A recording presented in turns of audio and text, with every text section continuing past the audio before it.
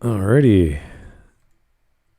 Senor YouTube, hello. Good afternoon, everyone, and welcome to Smudcast number 96.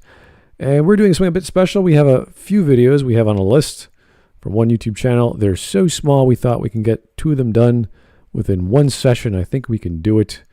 I think we've got the dedication and the organization to click a second button after the end of the first video.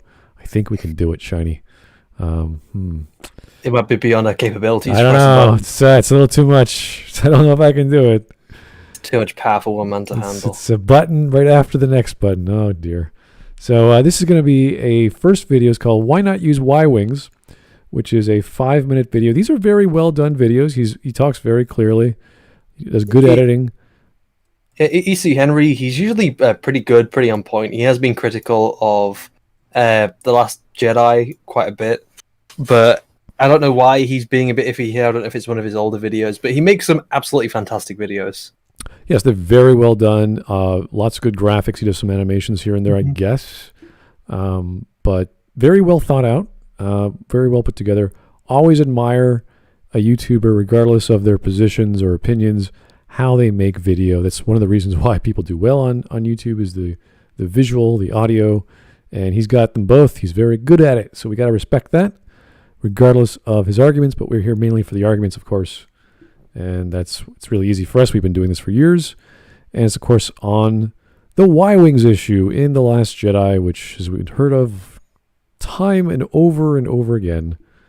That why did they just use Ywings instead of those weird flying monstrosities? The Star Fortresses. Star Fortresses, yeah. There's a serial number I just can't recall. Can't be bothered.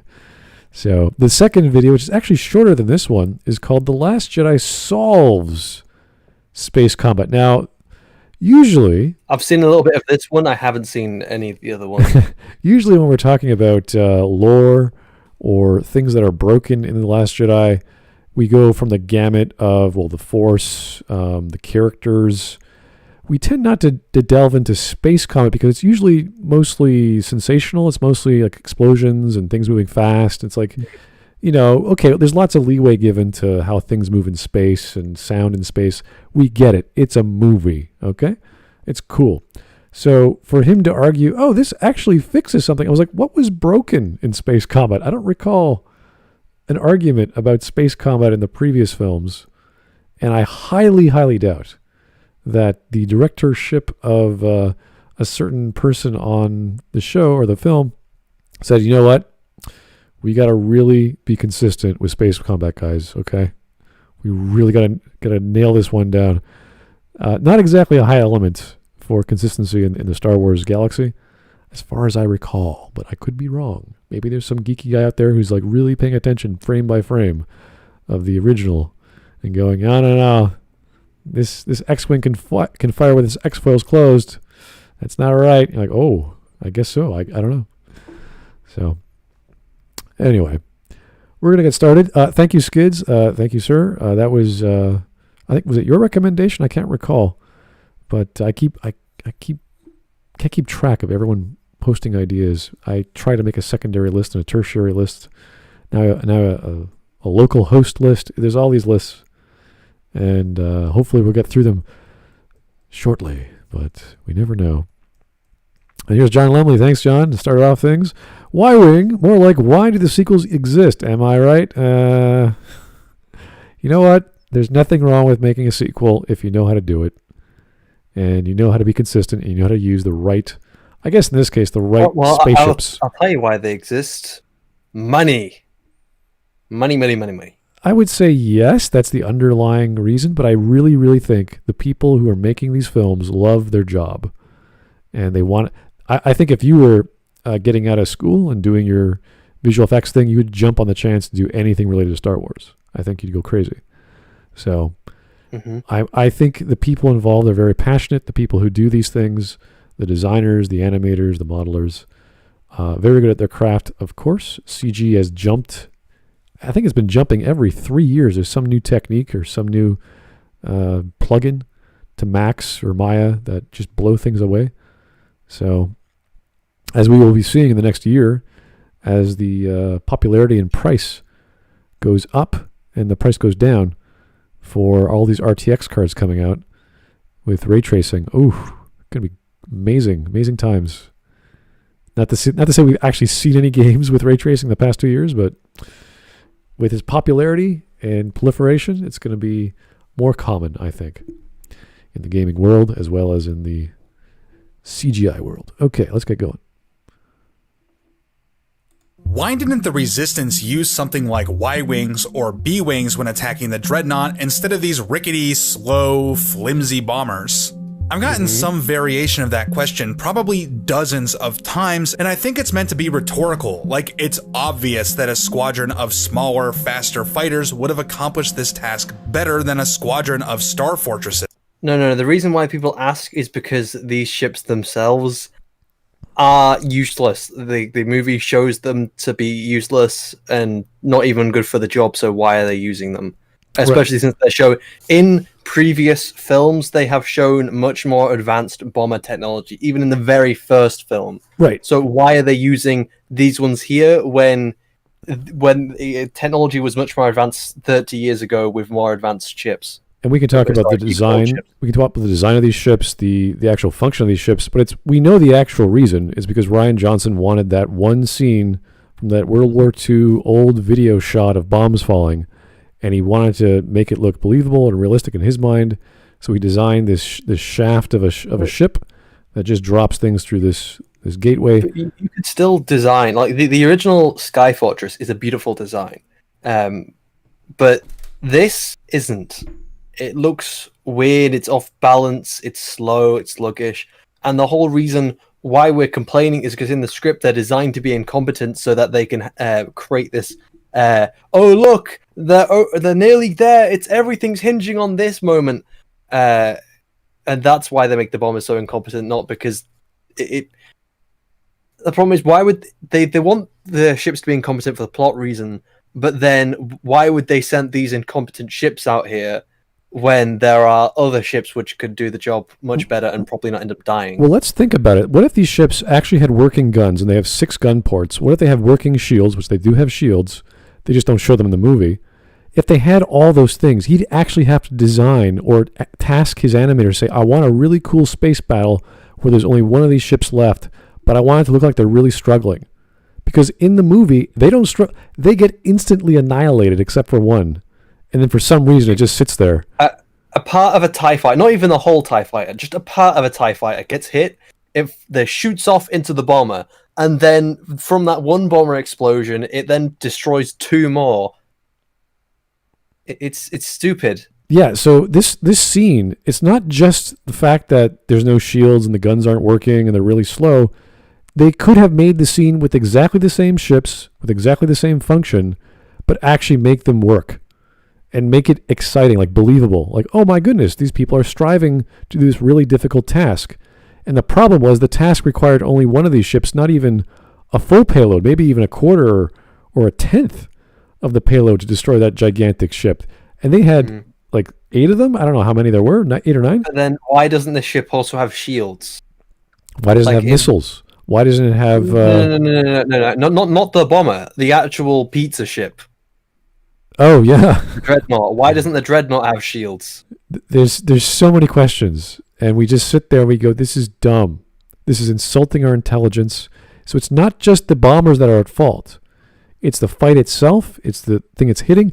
And plus, they have no maneuvering. The Dreadnought just sits there as if it's no big deal.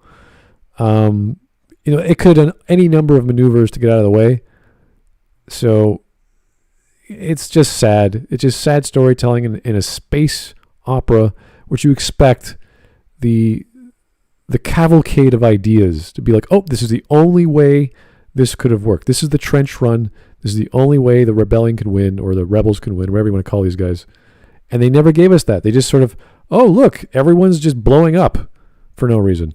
So, you know what they also could have done? They could have had this whole thing set up, I don't know, so an ion cannon shoots from the planet, destroys the shield, then this ship then shoots down, destroys the planet, then you have Ywings go in and attack the one weak spot, and then that makes the ship blows up. Because and that would probably make a more energetic way of events rather than just, oh look, they slowly hover over it.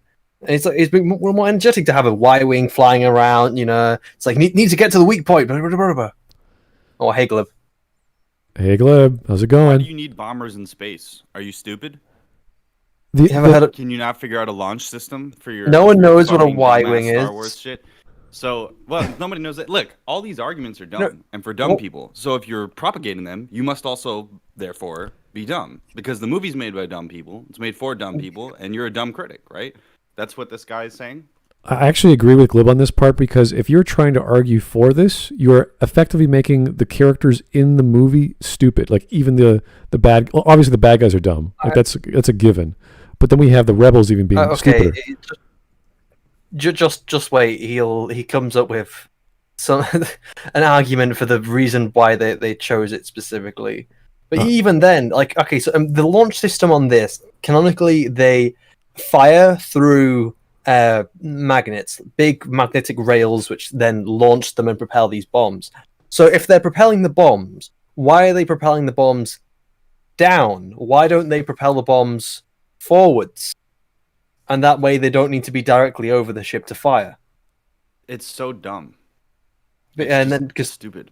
The Y-Wings had two options. The Y-Wings could either drop bombs directly down or they could fire them forwards. So that meant it could attack ground targets and it could attack in space targets, like a Star Destroyer, for instance. Yeah, I think we've all played Xwing versus or the TIE Fighter games as well, where you do control a Y-Wing. And they had... You don't even need to go to TIE Fighter games. You could go to Battlefront 2, the original. Like 15 years ago or so. It's just like they have guns and bombs and missiles, and they launch them. You don't even need to go to old games, like all media.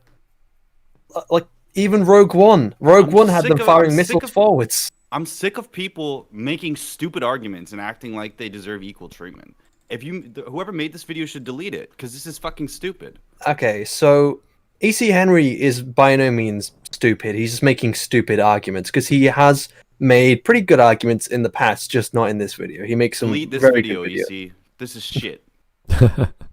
Here's a change of topic from Joe Crazy. He does this every stream for the past 3 streams so far. Thank you, sir. Sup, gents? You know what time it is? It's Kingdom Hearts quote time. Dance, water, dance. Do it, homie. Just fucking ruin our day. You can't do anything worse than people intentionally setting fires around my neighborhood. The wonderful thing about this quote is I have absolutely no idea the context. And this is said by someone called Demix or Demix. I love these games, but God, these names are weird. The names are weird. The world is weird. The universe is weird. The characters are strange. And of course, Disney characters and Squaresoft NX characters. It's just a big mishmash of God knows what. But I'm glad someone enjoys Henry it. Made this video about 2 years ago, and I remember him. He does make. He's made arguments against Picard. He doesn't like that. Really? He's made arguments against. I think he did one about Rise of Skywalker, but I had to find it to be sure. He talks about the suspicious similarity between the Rise of Skywalker designs and fan designs. Try to see what else there is. Then he defends the original trilogy. Defends the original series from Star Trek. Criticized Picard when it was coming out. Again, I'm really trying to find a video. So he sounds like a very rational guy, except when it comes to The Last Jedi. I remember him specifically talking about The Last Jedi at one point. But hey, I can't find anything else about it here, so it's hard to tell what else he believes into it. All right. Well, this is his Achilles heel, I guess. Let's just hear his Keep going. Yeah. But I disagree. This engagement was obviously planned out. Poe's X-Wing was even modified specifically for this mission. They weren't just... Okay, there's nothing wrong with planning something out. You could still be a goddamn idiot planning a birthday party. Okay? No, but then it's just making the characters look more stupid. No, exactly. That's his argument so far. Well, the characters wouldn't be this stupid, and the characters are making these decisions. That's exactly what he's saying. So we're like, oh, so Poe's a moron. Okay, sure. Because they're intentionally doing this. Yeah, no, this.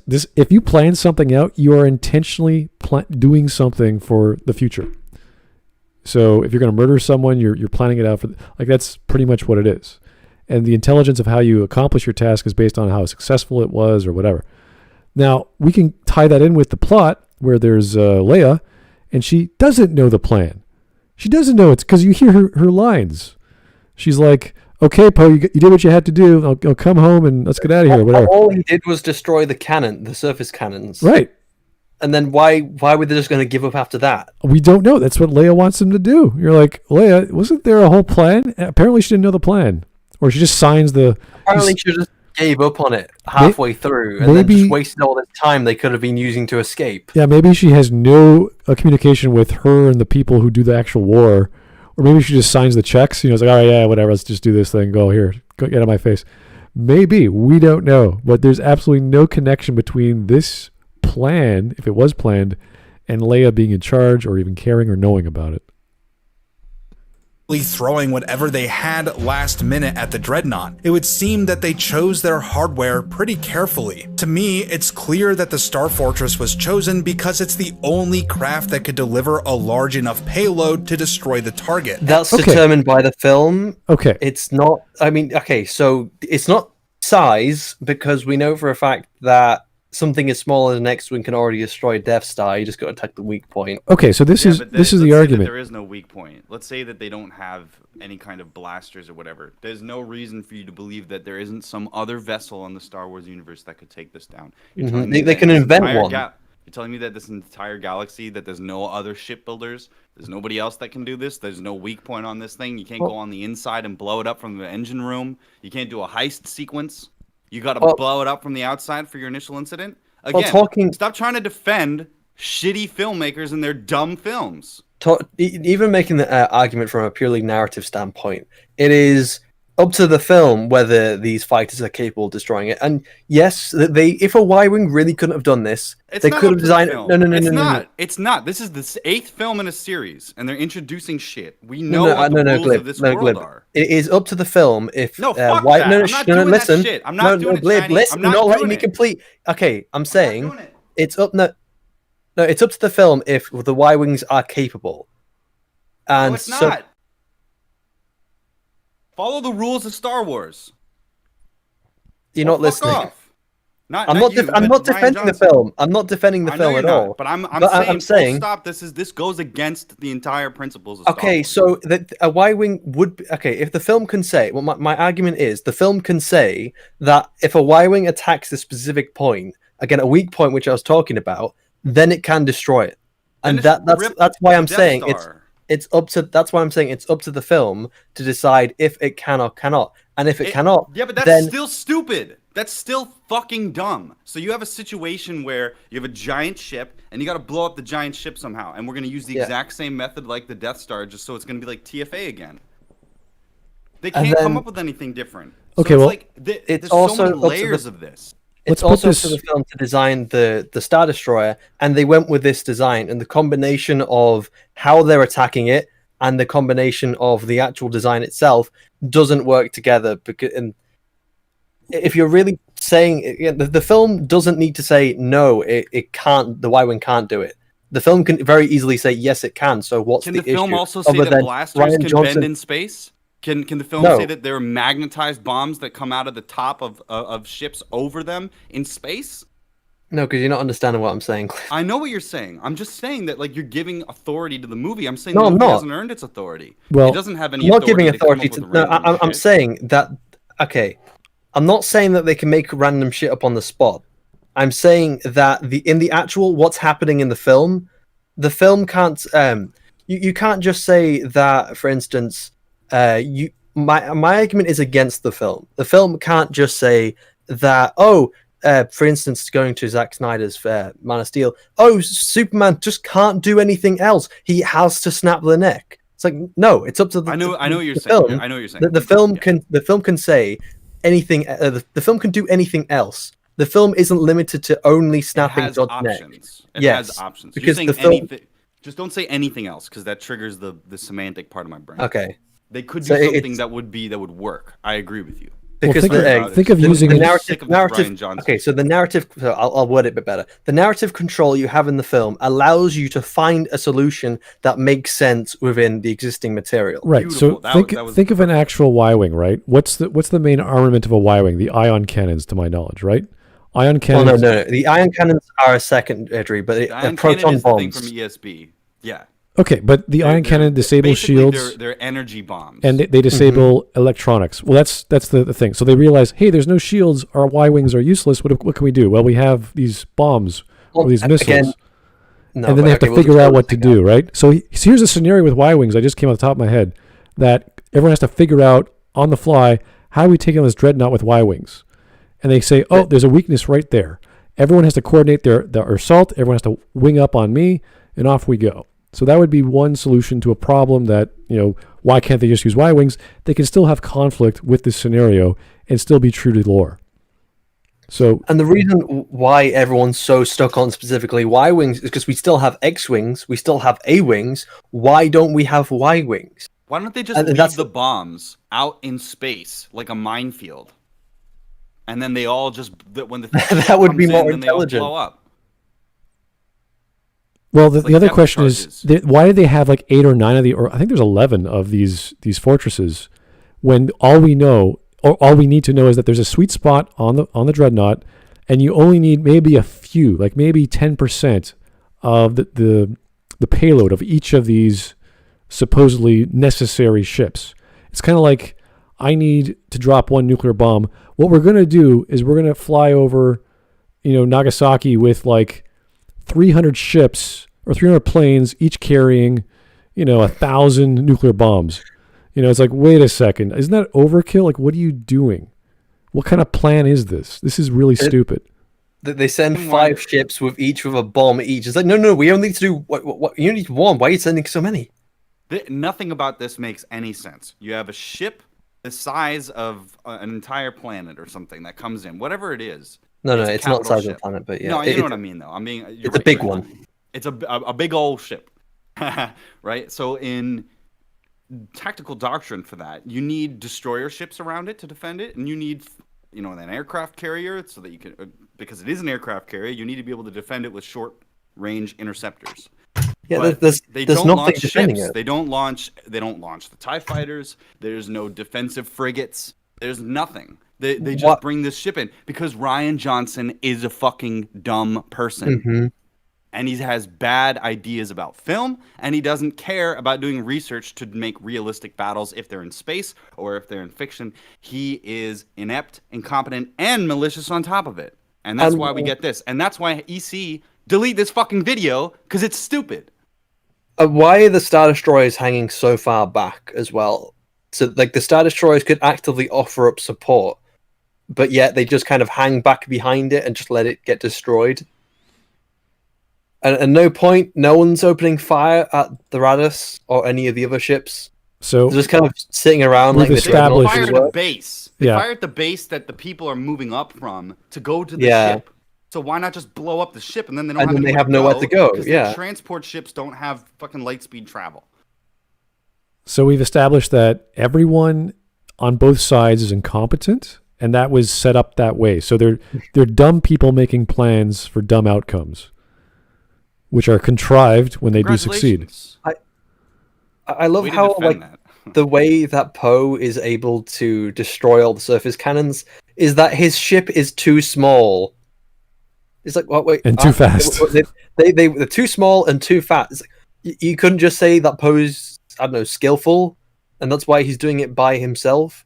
Because the surface cannons on the Death Star were perfectly able to destroy fighters. They should have said something like, they've modified the X-Wing to be faster and more maneuverable than we were expecting. We have to, our cannons can't keep up, or something technical, right? To give us, there's a technical reason why we can't actually hit this thing, which is designed to do. Poe has the skill, like he's really skilled pilot. That's why he's able to do all these amazing things. It's a combination of that. Yeah, it's a combination of technical know-how, the science fiction side, and then there's the hero side where we actually admire this guy doing the thing he's good at. Yes, there's that as well. Ryan decided in the film that Y-Wings weren't enough to destroy this thing. And then and the whole reason why he's making it again is because he wants his World War II reference, and he wants these new ships to be incompetent, so that therefore it can work for plot reasons.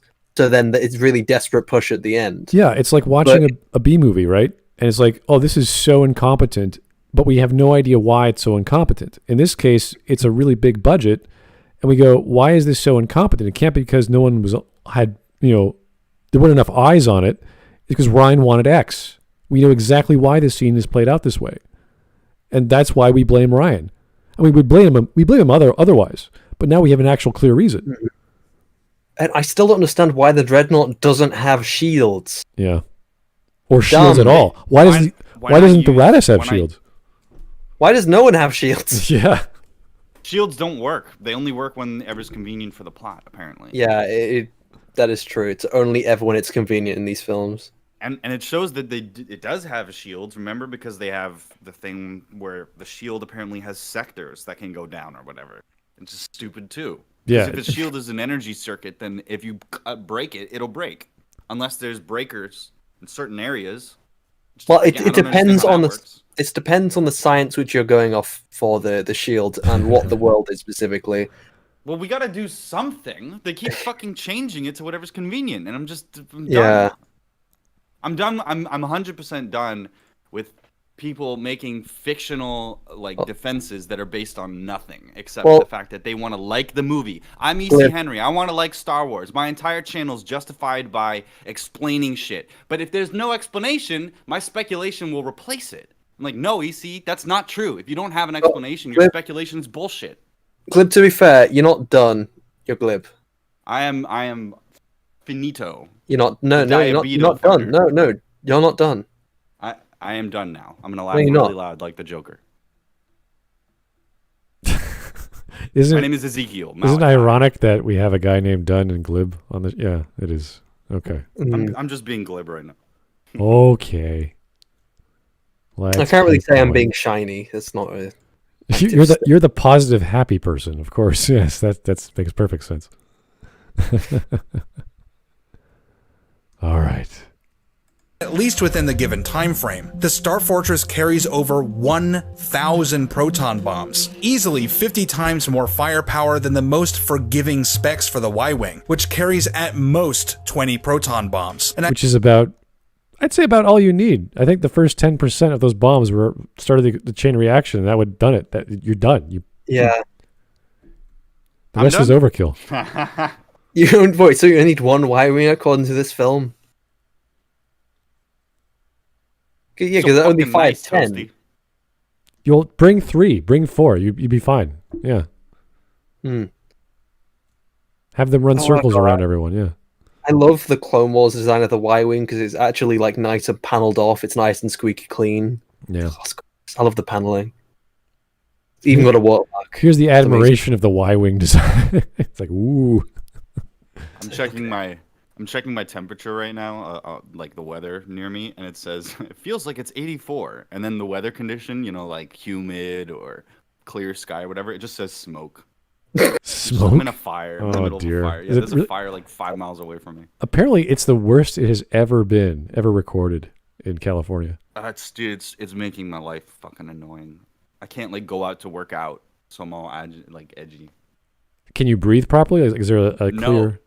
Really? If I go outside and breathe, the ash will get into my fucking lungs. Wow. So I'm trying to stay inside as much as possible. I need the respirator that I have, the P95 one, and I need new filters over it. It's just frustrating because I've been using it for this coronavirus shit. It's just fucking, it's biblical. I'm sorry to interrupt you, Glib, but doesn't that ship look really fucking sexy? The Y-Wing looks dope. Damn sexy ship. Right? It's a good design. It's also good that it contrasts with the Xwing so well. It's got different colors, got 2 seats in it, right? What are the nacelles for? Do you know? Well, they're the engines, but it has a different.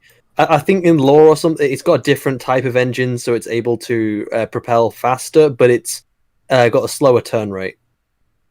Interesting. Okay, yeah, I've always been curious about the technology in Star Wars because it's never really explained very well. It's just sort of there. Okay, this is the fast ship, this is the slow ship. It's like, all right, cool. Well, do you want me to look up the wiki? No, I can do it now. That's fine. I was Wiki always curious Y-wing engines. because we saw the Y-wings as the heavy fighter, as opposed to the light fighter, which was the A-wings, and the X-wing was kind of a blend of the two.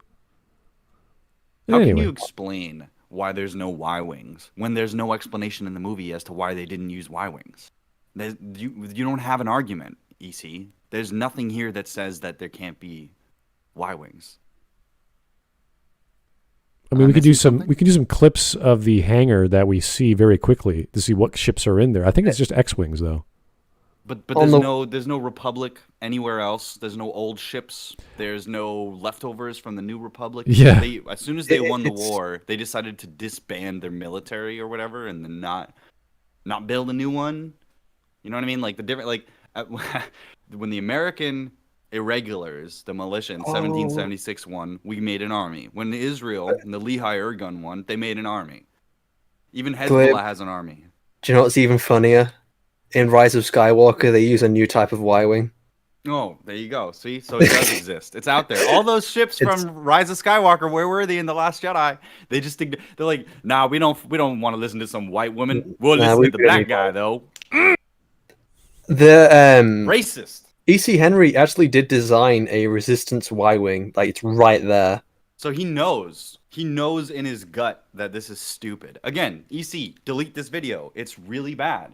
It makes you look bad too.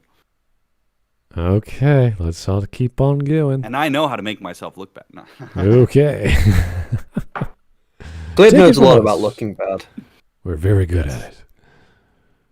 I'm pretty sure that number comes from the Rogue Squadron video games, which aren't a canon source, but we'll accept it for the sake of argument. We could also discuss the B-Wing, but with its low internal volume, it probably carried even fewer bombs than a Y-Wing, and given the B-Wing's limited run and high cost, it's unlikely that there were even remotely enough in service at this point. Not to mention Wait, that the production what do you mean not enough in service? You know that there's a big time between Return of the Jedi and Force Awakens. In that time, they could produce a lot of Y-wings.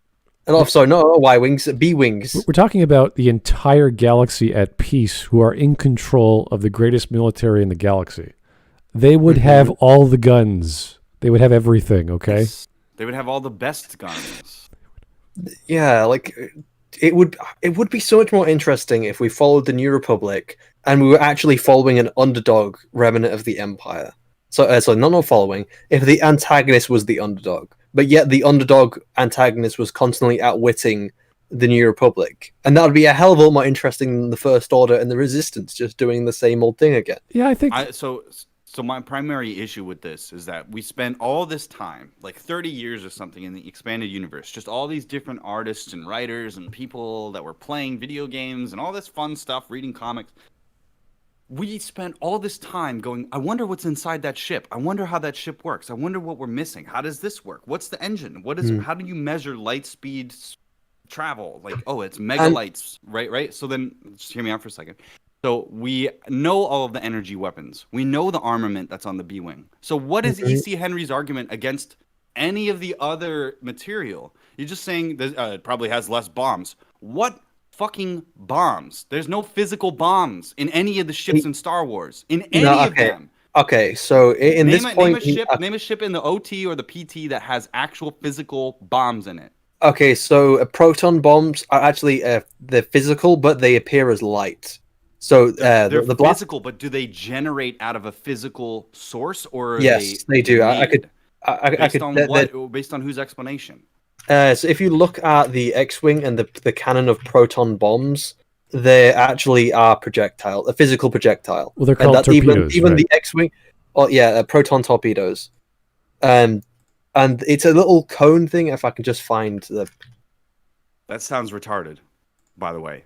Converting energy weapon, making an energy weapon out of a solid object. No, because it's not. There's no space. Well, even then, in the ships for that makes no sense. No, but there is apparently. Well, I think there would be space for that. In fact, the object is incredibly small, but it generates light as it fires, similar to a proton the photon torpedo from Star Trek, and that's the physical object. It's been around for a very long time. And here's the. Why do they show up like glowing objects? if they're physical objects. Do you want me to go to the wiki? No, I mean, but this is the whole thing. It's like we go to the wiki and find Alfredo Gonzalez's explanation from some book. Okay, yeah, let's go do that. Proton torpedoes were a type of explosive ordnance used throughout the galaxy to impact a target. The energy warhead would release a cloud of high-velocity proton particles. These were used by rebel level forces, blah, blah, blah. Is there any other explanation in canon? No. So it releases a cloud of high-velocity proton particles. Wikipedia. What's the citation? What's the source for that material? Star Wars: The Force Awakens incredible cross section for canon. So it's fucking new canon. No, because proton torpedoes have always been like this. Let me find, because even in Legend, I'm going to Legends right now. Yeah, it's still there. That's actually the photo from Legends. Well, because they have a Legends tab. Okay, I know, but I want to see. I'm reading it right now. I want to see this. It's in episode 4, guys. We know the destruction of the Death Star. That's what Luke shot. Yeah, but where do they store those torpedoes in the X-wing? Oh God, do we need to go to the cross section? We don't need to. See, like, the cross section isn't in the movie. The movie never explains what these things are, and now we're gonna go to the EU for it. Okay, fine. Then you fuck up the movie by making those changes in the EU. Consistency is not something that appears to be in Star Wars at all anymore. It's a proton torpedo. Oh, it's not. Oh, now we need physical bombs that don't glow. Last Jedi still is contradicting the rest of all the other proton bombs. Yeah, I'm agreeing. It does contradict, but it's always been a physical object in Legend. I'm not going to agree that it's always been a physical object because it's never been explained in the movies as a physical object. It's a glowing ball of energy in the movies that's transparent, and it's rotoscoped, meaning that it's added in with animation. So either they thought that the solid object didn't look good enough, or the people were under impression that it wasn't a solid object. If it started as a solid object, I'd be interested in it. But there's absolutely zero reason to have an actual physical, object that's like a bomb in Star Wars. The only missile that I can think of, or the bombs that I can think of, are the ones that were dropped by Jango Fett. Even if you're going to go to like things which are in the film, the cannons in the big room, I can't. It's Revenge of the Sith. The big cannon room. It has the giant cannons which are forcing these giant shells out. So there are, yeah. Proton torpedoes are a physical object. That debases Star Wars to me. But okay. I would say a torpedo is an actual torpedo in our understanding of it. And I don't know exactly where they're located. I know they're in the games. I know they're in the books. So do we need to physically know exactly where it is on the space shuttle craft? Not really. I don't think it's that important. It has a physical launch. Well, now that I found out that it's physical, I don't really give a shit. It's like, okay, cool, fine. Then that opens up a whole other box of candies that are like, well, why didn't you do this? Why didn't you do this? You got heat-seeking moisture missiles or whatever? What's the actual idea the Death Star, then? of dropping bombs in space is retarded. Let's just say that. Okay, so right, but even so, now I know that from the set point, because I don't have Lucas, I don't have somebody that's there physically to tell me what the original intention of these proton torpedoes were. But the people that picked up on the EU and now that we're in this era, they've completely changed it into this thing, or maybe it always was, and it just was terribly said. But I think that this is debasing Star Wars, which is, the blasters and stuff. Like, remember, Shiny, when you were saying the blaster bolt, the thing that you see isn't the actual bolt. And I was like, okay, so everything that I see with my eye, remember, somebody was saying, and I'm pretty sure it was you, that somebody, like, when you shoot somebody with a blaster, the blaster bolt is instantaneous, and then the thing is a tracer. Like no. The actual. Okay, so somebody said that. I've never heard that before. Okay, well, that's amazing. So, because I've heard that it's plasma. At least traveling gas. At the speed. Okay, so in terms of like ammunition, blue weapons are like iron based, which is why ion based there. And that's why the clones use them. And then red is like a cheap gas, which they use to power them in the clips kind of thing.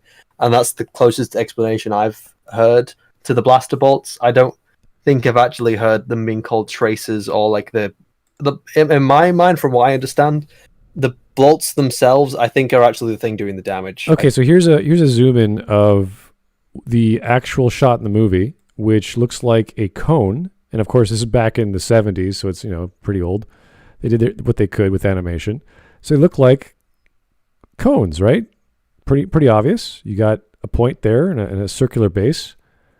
So here's an artist rendition of that. Is that the remastered version? I could not tell you, but we're talking about frames of a movie, right? So you're really being overly analytical. You don't have to go this far. But if this is actually what's there, and this is the artist's understanding of that, a high-energy launch cartridge fires each torpedo, giving it thrust and trajectory guidance through a precise gyroscopic spin, which doesn't make too much sense in space, but okay. Fine. Oh, this source here that I sent, that's from one of the original cross-sections. I remember having it. Yeah. Right. I still want to know what the original intention of it was, because it's not a big... The fact they have weapons is fine, okay? Intention. George Lucas wanted something that goes pew-pew, glows, and explodes. That's what George Lucas wanted. Pretty much. Yeah, and there's nothing wrong with that. This is just an explanation. But this is just an explanation of the technology in the world. Like, does it really bother you for when someone tries to explain how engine works in Star Wars, or how it works in this, that, or the other? I don't think it's that a problem if someone's explaining it. It's like, okay, I like it when it works and everything that's functioning is in the actual scene. I like knowing that all this stuff that we see, there's not really an explanation for it, but it works visually. So, like, how do ships stop in space in Star Wars? Do they have retrojets? Do they have air brakes? No. They just stop. So don't tell me what the explanation is, because you don't have one. Not you, but this, don't gaslight me and it's all still trying to explain it. I think the explanation, at least they're attempting it and trying to make everything work. To say, oh well, the reason why it does this is this, that, and the other, and that's why the cross sections were so popular, because they were explaining things that are in the film. And you say, oh, that's actually pretty interesting. That the engines work in this way. Oh, and the cannons actually work that way. Ah, I see.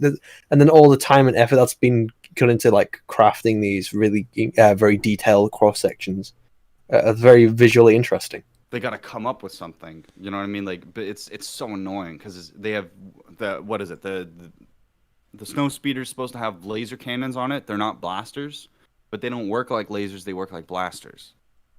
So instead of just being like, it's just a bunch of gas or plasma or something that's shooting and giving a simple explanation, they want to like trip over themselves to try and come up with something that's going to be bullshit anyway.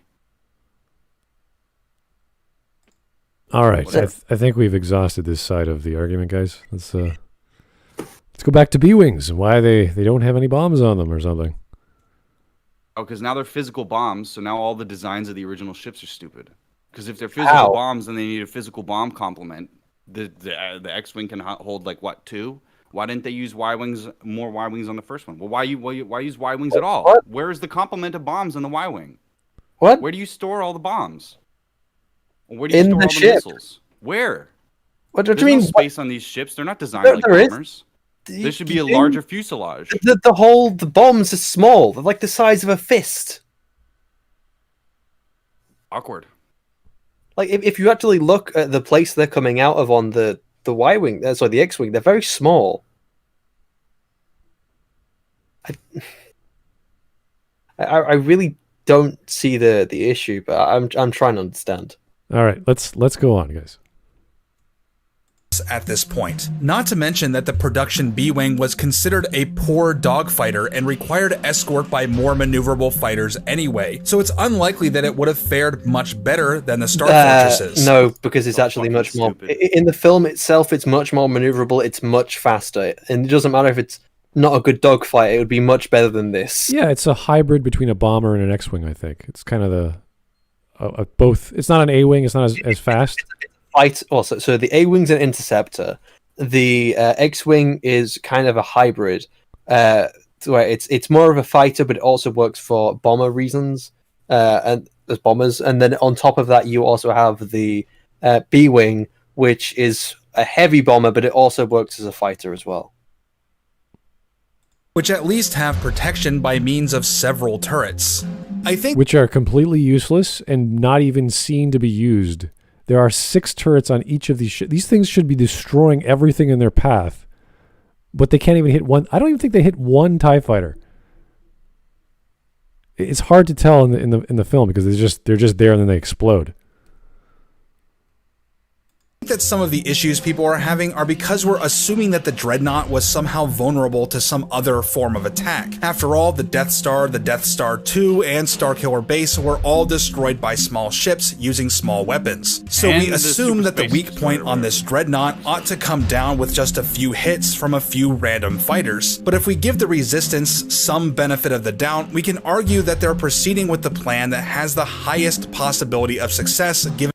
Why? What plan? And then why? What plan? What fucking plan? He goes, we have the chance to take out a Dreadnought. She says no, and then he just does it anyway.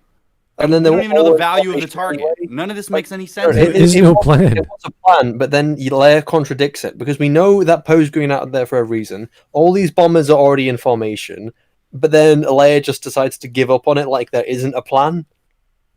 See, the thing is, there could be a plan, and there probably is, or else they wouldn't have all this organization. But it's as if Leia doesn't care. It doesn't seem to be the most efficient, nor does it seem the most effective if half of everyone dies. So this is a bad argument. It's hinging on the fact that these guys are idiots. They're using the wrong weapons for the wrong job. And just because you know the weak spot of an enemy doesn't mean, therefore we must use the most powerful fighters we have and give them all the bombs, okay? We're also making the argument from a narrative standpoint, so like outside of the story, that these are stupid. And then he's trying to say that, would the characters really be this stupid? These characters had a plan. It's like, no. The director didn't. We're talking the stupidity on the side of the director for making these characters stupid. This is a very good point because this speaks to the actual plot conflict that Poe then has with Holdo about knowing what's going on. And if he's the kind of guy who needs things, spelled out and figured out before anything occurs, and he has that same problem with Holdo, he's like, what the hell is going on here? What's wrong with this rebellion? Why is no one planning things out? We just had a successful mission where we blew up a dreadnought. Now we can't even run away from another ship. That would actually fuel the next scene or the motivation behind Poe of figuring out what the hell is going on with these people. So, why did they all go to a central military base in the first place if they don't have the ability to defend it? Is that their only base? Because everyone's there and they escape. Is that the only remnant? Because there's no one left. So that's it. This is all they've got, and they have no idea how to come up with a strategy of how to blow up a dreadnought they were actually expecting. This was not some spur-of-the-moment plan. They were expecting this to happen. So I don't know what Leia is talking about or why she worded the sentence the way she did to Poe. But there's a disconnect here. And that disconnect comes back to Rian Johnson not understanding what he's doing. It's bad writing on top of bad writing. It just keeps going on with itself. That's what happens when you have a plot contrivance or a plot hole and you then try to explain something else or go somewhere in other direction. You're still being dragged down by this other hole. So this could have worked as a motivation for Poe, as his plot reasoning for doing things, or against Holdo for understanding her or not liking her. But instead, it's just tell us if there is a plan. It just happens to be a conversational piece. So, which is silly. I just wanted to point out that we go back to 1958. This is something that I wanted to bring up as to what I was criticizing about how the Xwings were manifested in the cutaways and all that kind of stuff. An F4 Phantom can hold up to 4 AIM-9 Sidewinders. Those are air-to-air missiles. 4 AIM-7s. 6 AGM-65s, 4 AGM-62s, 4 AGM-45s, 4 GBU-15s, 18 MK-82. What I'm saying is you can fit these things. You can put a nuclear weapon on an F4, on a strike fighter or whatever. So it's frustrating to me that you have 2 little proton torpedoes. God, are you 4 of them. still stuck on this, Glib. Of course, I'm going to be stuck on it. I've been stuck on it now that I know that people out there are thinking that it's all like physical material that's being put out there. It makes Star Wars even dumber and less physically viable. Well, that's the problem with space opera or soft sci-fi like Star Wars. As soon as you start explaining things, everything starts falling apart. How they walk, how they eat, how they sleep, everything falls apart.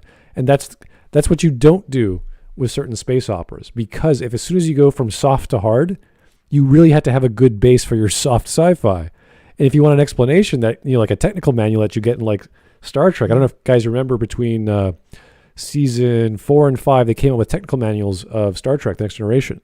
And there was a brown one, and then there was an actual compendium, which I actually bought when I was a kid. And I was like, wow. They explained all the consoles and the turbo lift and the layout of the ship and how the nacelles work. It's all hard science fiction. It's all engineering talk, which is cool if you're a geek like that. But with Star Wars, it's gritty and detailed for the visual flair, not for the science or the science fiction. So you can't just say, oh, well, if they didn't explain it, it's like they're not supposed to, because that's not the kind of story it is. Maybe in the books, some authors take that route and they want to detail how the lightsaber works without destroying lore. So they have to ask how this works. They spend a lot of detail talking about the kyber crystals, and they're so special, and they have to be attuned to. So it's still on the mystical side of things without going into science. They still pull back and go back into fantasy. So you have to be careful with these sorts of genres, that you can't explain too much because you're already on shaky ground. You start putting hard stuff on top of that's going to break it. It's not hard science. It's just saying, well, okay, well, here's the engine. Here's what's inside the engine. We don't know what a turbo impeller is. It's not an actual real science. It doesn't explain real science. Try and the problem explain it away. Because we look at those film stills, and it's like, oh, well, this is clearly a cone. The missile is a cone. So everyone in the technical side, oh, I got to draw a cone projector missile bay thing that shoots out these cones. Right, exactly. So then you have to like reverse engineer whatever Lucas was trying to do in the 70s, which is tough. You have to then bring, your understanding of science and technology when it shouldn't have to. You shouldn't have to go that far. We don't need to go that far. It's only there because people have so much desire to see how these science fiction things would actually work. They want an explanation. But if you give an explanation in the book that you're selling as merchandise, that may change the way that people view the material. If you try to give an explanation to everything and there's no mystery and it's soft science, you're making your thing look stupid. Was there really a lot of mystery behind what the proton torpedoes are? Well, they're just glowing cones. I don't want to know. I don't want you to tell me what that actually is, because it's just going to make it more difficult for you to explain. That's one side of the, like, I wish I knew how lightsabers work sort of argument. Like, oh, it's cool. I want to know more. But the other side is, because this scene doesn't make any sense, there has to be an explanation in the lore. And you go searching. The lore isn't that deep. It's surface level. It's supposed to be surface level. And then people start making technical diagrams. Oh, here's the missile bay.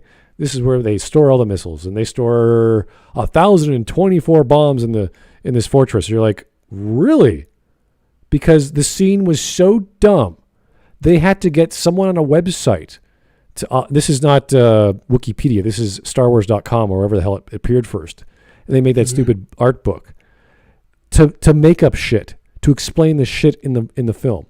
That's when you know you have a bad. This happened with Mass Effect. This happened with all other kinds of science fiction, which is popular, and people go, this doesn't make sense, and there's a good argument why it doesn't make sense, and then someone has to correct it in a second game or a tertiary game or a comic book or whatever. So that's the fault of bad writing. It keeps damaging the lore as it goes on, and there's very rarely do you get a science fiction story or series that is self-defeating or not.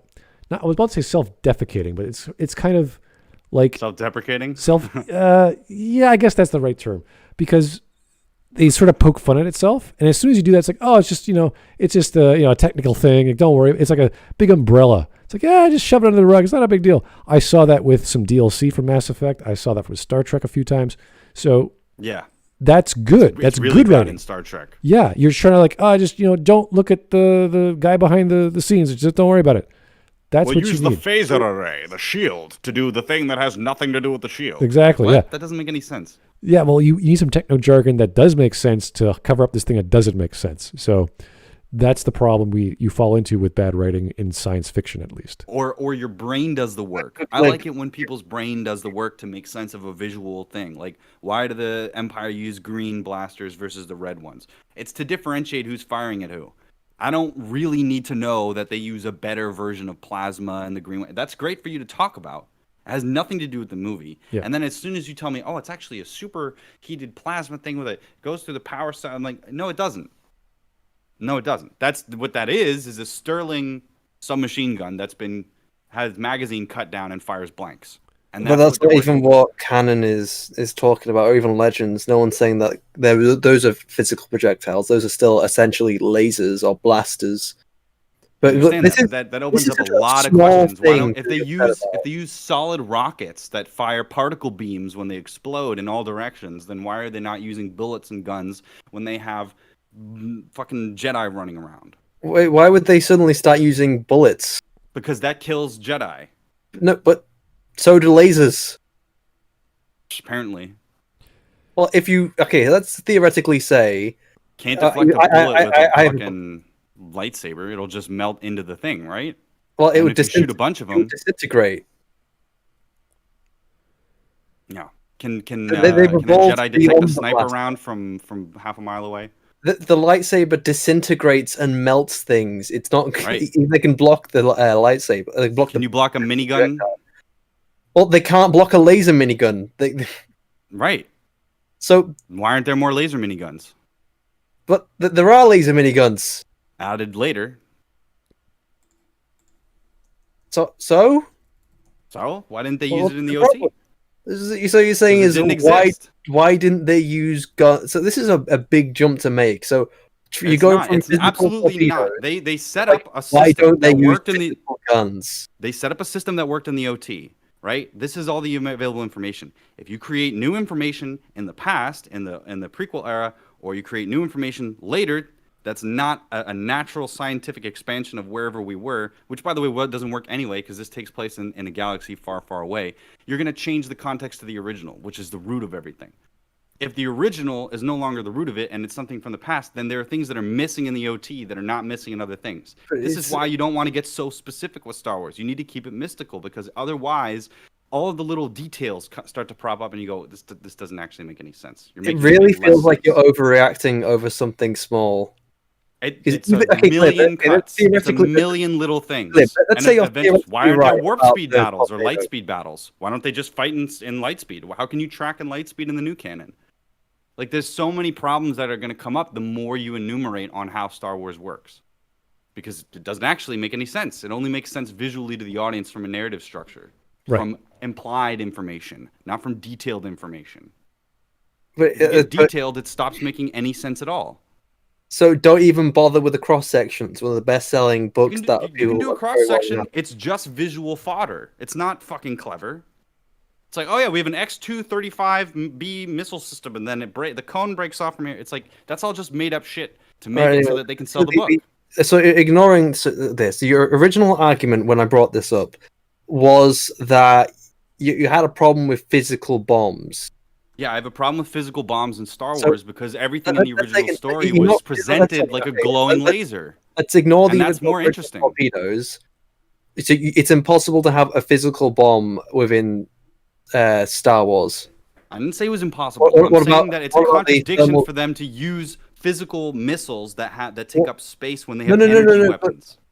How do those energy weapons work? You're talking about the bombs. So what about the thermal detonator? That's a grenade. That's a physical explosive which you can hold in your hand. Yeah, how does that work? But that's from Return of the Jedi. It's a grenade. Okay. So you're going to hold a piece of plasma in your hand? No, I don't know. Well, I'll be honest. I don't know how it works. But it's an example of a physical bomb. I'm sure if you made why don't they use physical grenade launchers then? Why don't they use a thermal detonator launcher? They do use grenade launchers. In what? Oh, I remember at least some point EU somewhere. EU somewhere. They've used grenade launchers. Okay. Well, if there's an explanation for everything in Star Wars, then maybe it's got it all figured out. It all makes sense, right? It just all makes sense. Why not? Why criticize it then? What? I don't understand what your point is. You're saying that there's a grenade and I'm then saying that it's not because of the to have existence of a physical- grenade, it makes sense to have physical bombs flying There is from no- space. That doesn't make any As far sense as- to me. As far as I can see, there is no contradiction between what's been established in the films to say that it can't be a physical projectile that's glowing. There is nothing Why said. is it glowing? There is not. What's the advantage of having a glowing missile? Well, I don't know, but it looks good. I feel like I'm just being What's the advantage gaslit. of having glowing engines? What's the advantage of having? There is no advantage of that. It's visual. Exactly. Well, visual here, you can make the exact same explanation of why the explosive is doing. Glib, it's retarded. There's no contradiction here. I Why are don't. there no holographic displays in the original one, but there's holographic displays everywhere? Well, there were holographics in the first film. Leia, she's projected. Yeah, she's projected. So you have the So the Darth Vader one, technology- and you have the technology's map, there. and then everything else is a 2D display. Like Well, that's what I'm saying is that the consistency. I don't believe that the consistency is there. I think that it has everything to do with the meta. If there is the impetus to add more content and explain content ad nauseum. If there is no contradiction, if there is no contradiction, I don't really have a problem with it. And if it isn't stupid, then sure, I also don't have a problem with it. Okay, did And I you don't see the image that I sent you? Did you see the image that I sent you? So the OT is basically flawed now because the objects are real physical things. No. So the visual graphic is not representing what's actually happening on screen. That to me is cognitive dissonance. If something that I'm seeing on screen is now retconned out of existence from the source material, I think it's like a snake eating its own tail. But it's also that these things are flawed anyway. They also, in every other example they've used protons, it still appears as a glowing light. It appears as a glowing light without the cone because they don't have the ability to have that kind of fidelity in the graphics in the original edition and the despecialized edition I sent you. So my lying eyes, when I saw the original movie in theaters, I must have been wrong assuming that it was a plasma thing that was being fired or some sort of energy thing, because it's actually this thing that's in a book. It's a physical rocket. Why? How does that improve Star Wars? How does that make sense? Well, it's Why just don't they use more? Why don't TIE fighters use missile systems? I don't know. They use targeting systems that have missiles. That would completely negate the Force or whatever, like that was trying to get Luke. Darth Vader uses blasters that have a targeting system, but he has no missiles on his ship. Well, we don't know. How do they Should eject I pull in up the cross space? section and see if they do have missile launchers? I'm going to go to the source material that was invented after the movie to get an explanation for the movie. And then I have to go and watch the OT now, and it's just, this problem has always been there. The guy's like saying eject in the middle of space, but there's no sealed uniform that he's wearing that would allow him to do that. That's an error in the script. You can't explain that away. Just accept that it's an error. And then when it comes to the Last Jedi, it's like this misunderstanding of how things work in this world continues because people and the canon keep making changes to it. What is the canon anymore? It's not a change, it's an explanation. That's what the whole cross-section is, to try and explain things and give detail and expand upon what's already there. And Smud and I were trying to explain that when you go out there and you try and make hard science fiction out of But it's soft not. It's still not hard science. It's still right, it's a soft science thing that's trying to explain how a visual effect now doesn't make sense. But it's not the aim of it isn't to say, well, it doesn't make sense, because why can't it still make sense? Okay, so you have a physical missile that's being launched, and like I said, that adds questions to every single thing. Why didn't the Millennium Falcon fire missiles? Well, I think it did at some point, didn't it? Well, again, to go to the cross section, say well, probably has missile. I think the general understanding is that people, when they hear the word torpedo, they think of an actual physical object. That's just how the word association works, and we don't have to think any further than that. So we assume there's an armament of torpedoes somewhere on the ship. Doesn't matter how big they are. These are minor questions that sort of just go under the radar because we're not concerned about that in this sort of story. We're only concerned about the visuals. And is it gritty? Does it look believable? Does it look like there's lots of things going on? There's lots of flashing lights and dials and gizmos. That is detail that gives life to an otherwise boring-looking console of a ship or what have you. So that's the layer of detail that it should stick. It should stay with. Whenever Ray starts talking about a compressor, I'm like, what the hell is she talking about? What's a compressor? Is it a circuit board she just pulled out?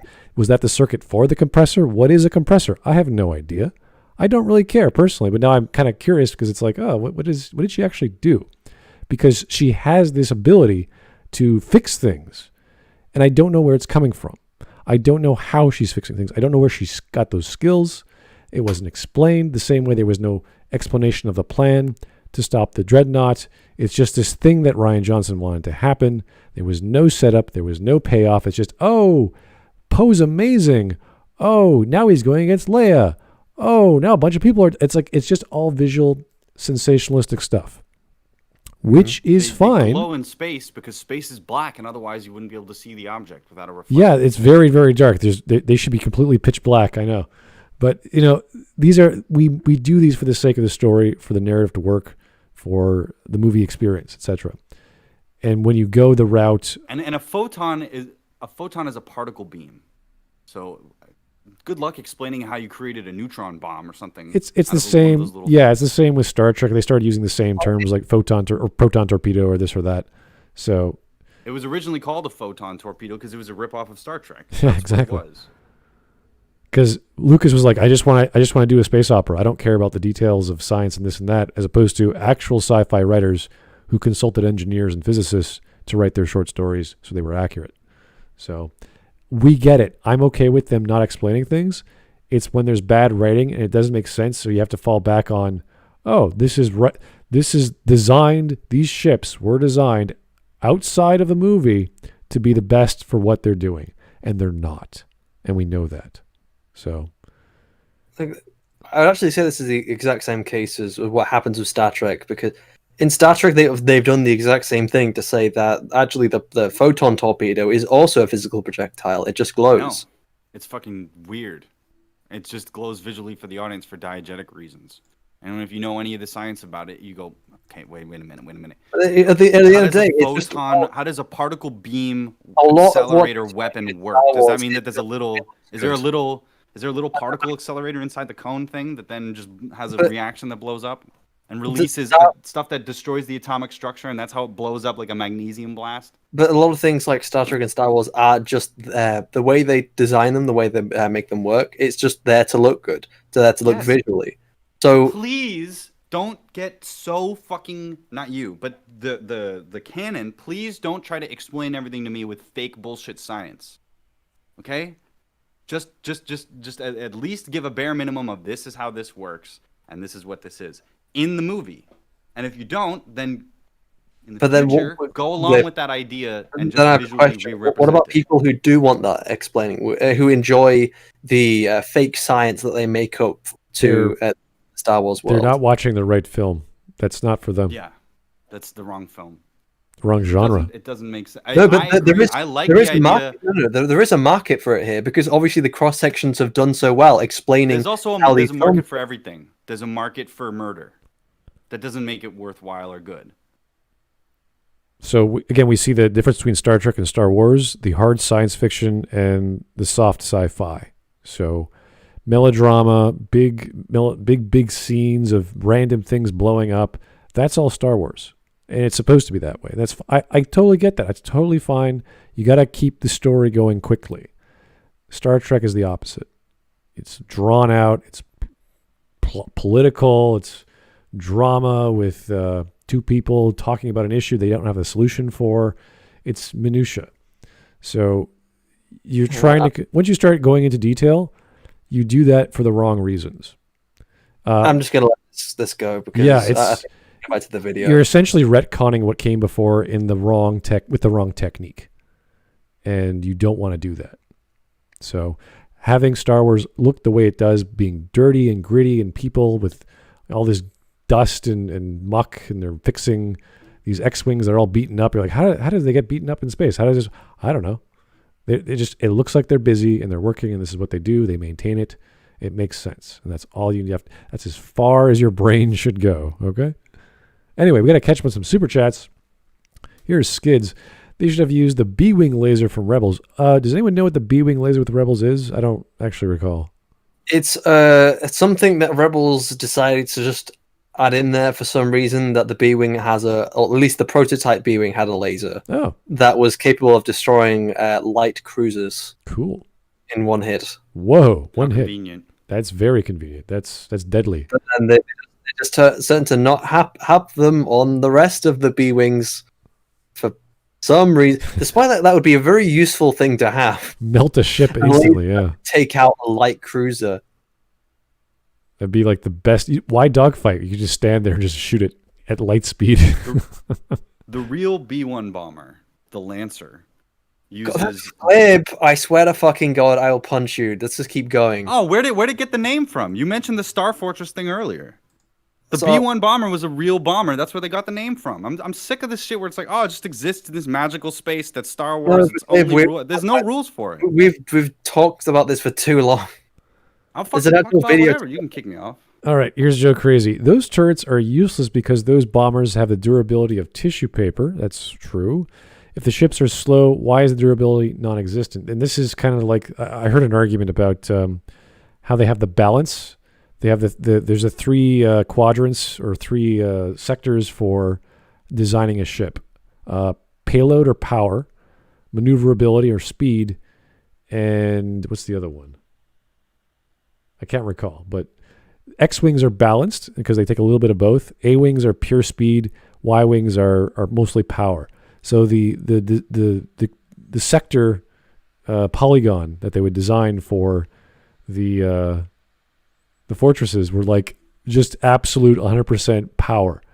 Everything else was like nothing. Shields are gone, armor's gone, speed is gone. Everything is just for payload.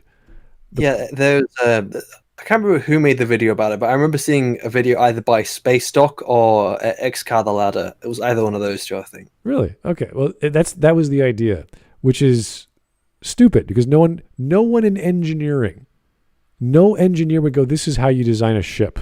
Because when you look at the rest of the ship, it doesn't just focus on power. It focuses on many other things like survivability and defense.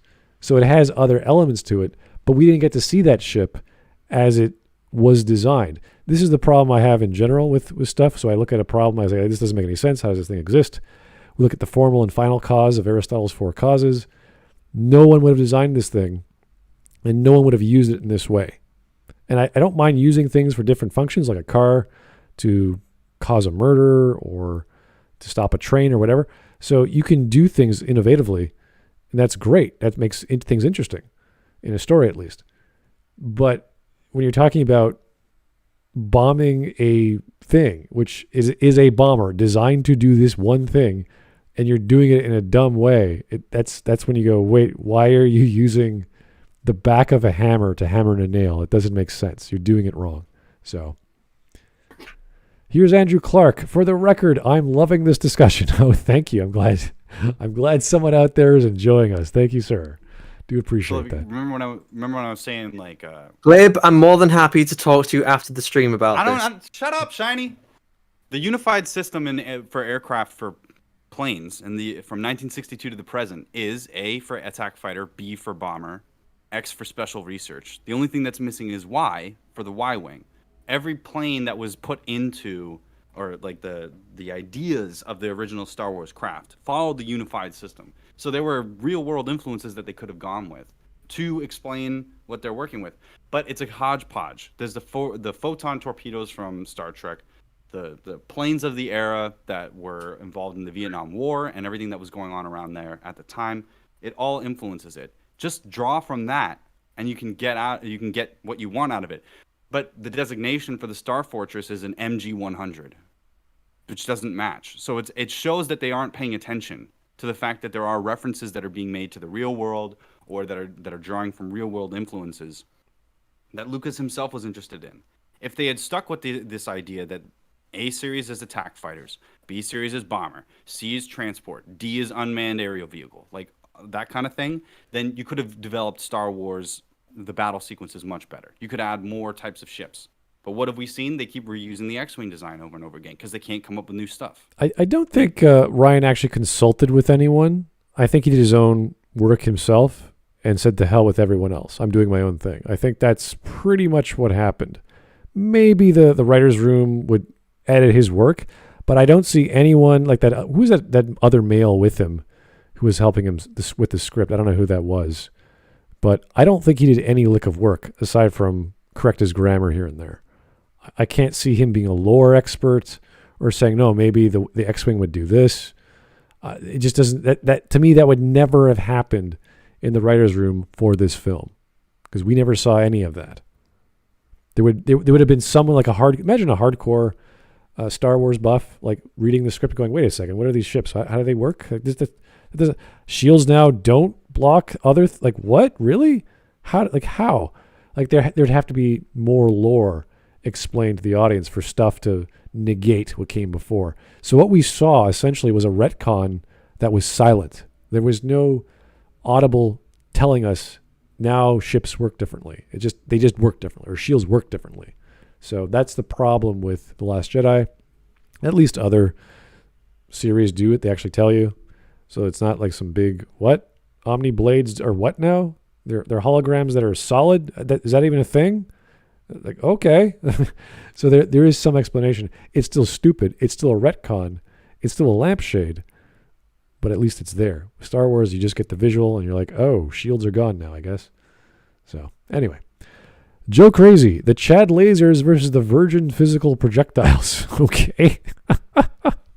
Look, Shiny is technically right. He's got all of the receipts for what it is. I'm just saying that the assumption based on the original movie and what you saw led no reason for me to believe that a translucent object or whatever that I saw in the original movie was a physical deployed missile. It was a sprite basically that fired out of the proton torpedo thing.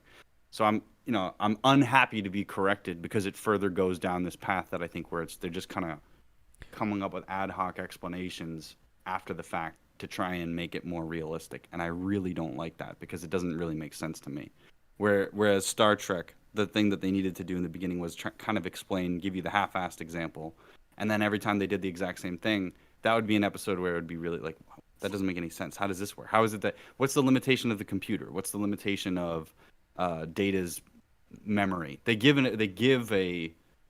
answer, but it's not much better than a supercomputer that we have today, which dates the show. So like the speculative scientific example better be based on some sort of realistic thing, and your influences better pan out. You better connect with what it is that the story came from. That's my main argument. And it's really frustrating when there's an explanation for every retcon, and if you try and break that open and go, well, why does that make sense? It's like, well, that's canon. If anybody can control the canon, then it can be whatever you want it to be. And that's frustrating because it's like, I'm here for consistency, not for whatever you want to do at this time, like the Rebels lasers. All right, here's a super chat from Mariner1712 on what happens in space. So spacecraft getting dirty is actually pretty realistic. There's tons of dust in microasteroids alone to damage spacecraft moving at sublight. That's interesting. Now, we've seen damage from that from our own satellites, and we know, they're not the most strongest things in the world. With Star Wars, getting dirty is fine. It's like when they have materials like Durasteel or other things that are extremely durable and lightweight and what have you. Getting dirty, that would be interesting. How does that work? I would like to see that. Maybe an explanation, maybe a little bit of lore, a little bit of like a mechanics room, sort of like, I got to clean the crap out of this freighter that came in. Something like a lower deck sort of episode where you get all the dirty jobs of people talking about what's been happening in the cargo bay. That would be neat to hear about, just to get a little bit more lore, world building. Why ships are so dirty, or what does it take to replace an engine hole or something like that. Or if the shields are able to deflect the what do you call it? The debris that's in the air or the space. Space dust. Space dust. But just by the way, they had the Star Fortress thing. The OT and the PT do a much better job of creating objects and mechanics that would make more sense in the Star Wars universe than the sequel trilogy, undoubtedly. And one of the best examples of that is that the Star Fortress is supposed to be from the Galactic Civil War, but it's not in the OT, and it makes you question why they would ever need that. Furthermore, after the OT era, in between that and the Resistance, they were used as civilian ships. What use is this ship for civilian applications? How does this help? Maybe they need to deliver a hell of a lot of pizzas, and they just kind of they railgun the pizzas to the delivery. They just drop it. It's like all the balls falling out, but it's just pizzas. It's just like pizza delivery for an entire Death Star. They just drop all these pizzas. It uses magnets to fire the pizzas right at your doorstep. I want that. I want a droid. I want a droid to go over my house and drop a pizza. That's what I need. Amazon pizza delivery. That seems like a brilliant idea, and I don't see why someone shouldn't get on that. So just a random little tidbit. So there is actually a book called Alphabet Squadron, and it's one of the most dumbest things ever. Oh, it's even dumber than Cobalt. So that they have an X-wing, an A-wing, a Y-wing, and a U-wing in the same squadron. What, really? They go out on space adventures. I love that. What's his name? Space Docs kind of shit talk of this. It's absolutely hilarious. He says, "Okay, well, you do know the real. So you do use ships in wings and of the same type because they have specific roles. So you have wings of A-wings because they all move at the same speed. They all have the same role of fighter interceptor. You all use Y-wings in wings because they all have the specific roles of bomber. Why would you mix the two unless you're going to have a Y-wing which is going to have a sad single bombing run?" It's just really stupid. Why would you have a U-wing in there as well, which is specifically a troop transport? Not unless you're planning to land troops with these people. I don't know. Because they're good things, but like they're designed for specific purposes. What's sad to me is that like the phasers from the Star Trek ship, while the idea of a particle beam, being instantaneous and showing light or whatever in between the two objects is probably more accurate. It's just not as interesting as the Star Wars ships firing these glowing things at each other. I don't know. I really like the phasers. I think the phasers are pretty cool. I do too. I really do, and I actually like them more than the torpedoes from Star Trek. But I think Star Wars would be really weird if they actually had the lasers show up like lasers. You know what I mean? Like the last guns from 40K. I like the projectile idea, but I want it to be a non-physical projectile. I want it to be like charged matter that when it contacts something, it explodes. Because it makes sense to me. Like you have an unstable thing. It contracts the metal or whatever the material that is there and creates a reaction that then releases photons, neutrons, neutrinos, whatever it is. You know what I mean? Mm-hmm. Whatever. I'll focus on my own thing for that. Because just kind of touching a little bit where we were talking earlier, where they don't have redesigned like the X-wing, they just use the X-wing again. I think that's like a majority just laziness of the designers, because instead of actually going and designing a new ship, because it's like 30 years later, why wouldn't they be using new ships? If you actually go to the prequels, they're not just using more X-wings. They actually design new fighters. Like you have the Arc 170, you have the Z95, you have even like existing ones. They change them. Oh, they rebuild them to like an existing role because it's. I don't know if it's already established, but it's pretty visual that the Y-wing has seen better days. Like it's some really old remnant of something else. So you get to see like the fully armored Y-wing in its prime, at least in the Clone Wars, and then you have the V-wings.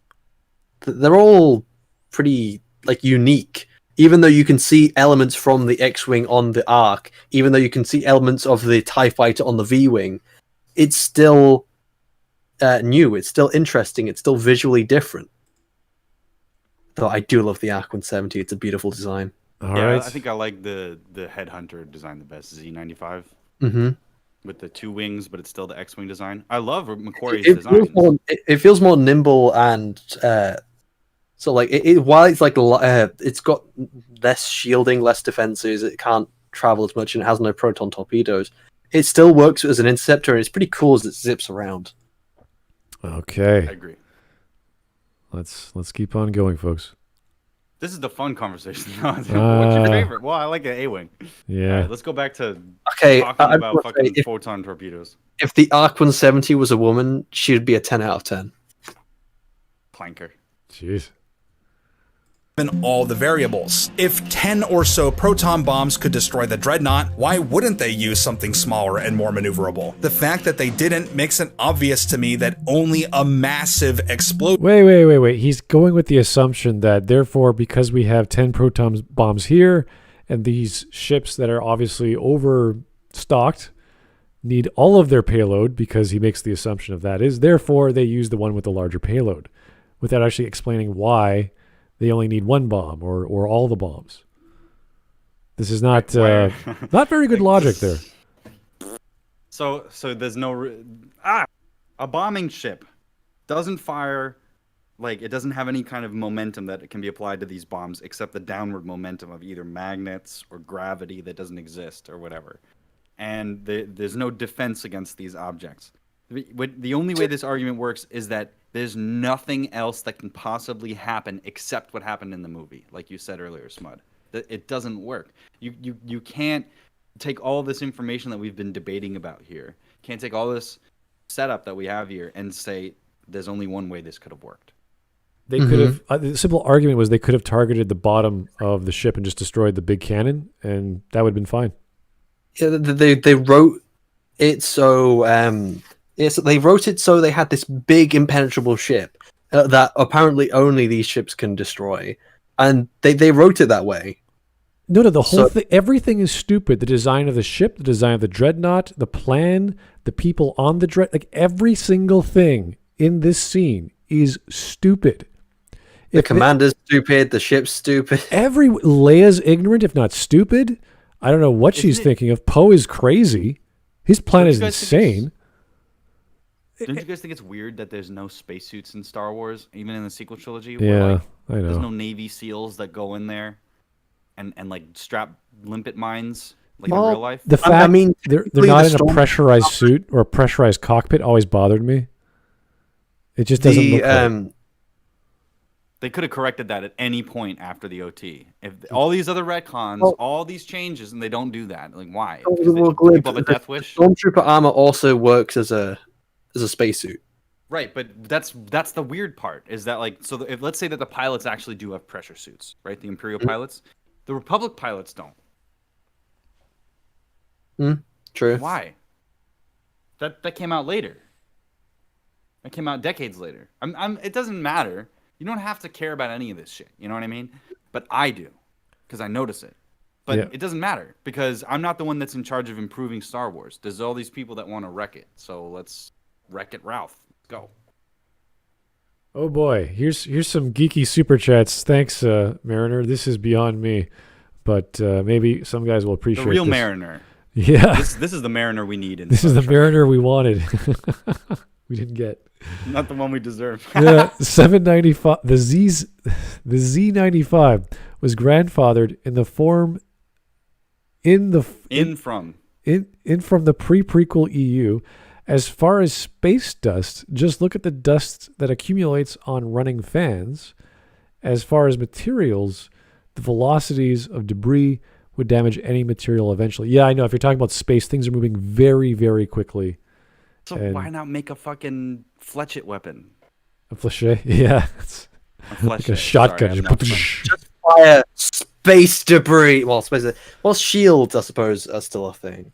It's the damage. No, but the damage, I would assume, and the space dust could happen when the shields are not up, because they would only have their shields up in battle. They wouldn't just have their shields up all the time. Or light speed travel. You need shields for that.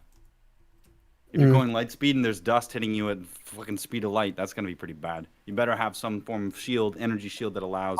Light speed is weird because, like, in The Force Awakens, so in everything else, like everything from A New Hope to Clone Wars to anything else I can think of off the top of my head, they all kind of present light speed as, oh shit, if you don't calculate this right, kid, you're gonna go straight through a sun, and it's like, and that's the Jedi. And they even in Clone Wars they say, well, we accidentally hyperspaced ourselves right into a star because we didn't calculate the hyperdrive, bloody bloody bloody blah.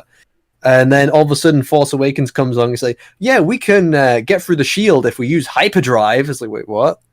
How? It's a physical object. How are you hyperspacing through a physical object if physical objects still hit things in hyperspace? Here's Mariner again, just to add more fuel to that fire I thought we put out. Oh, by the way, Glib, proton torpedoes have always been physical. I have dozens of EU illustrated tech books proving that. And what did they do to the EU? The EU isn't canon, and also it doesn't matter because that's a retcon in and of itself. What visually is on screen is what's real, and in the story they don't explain it.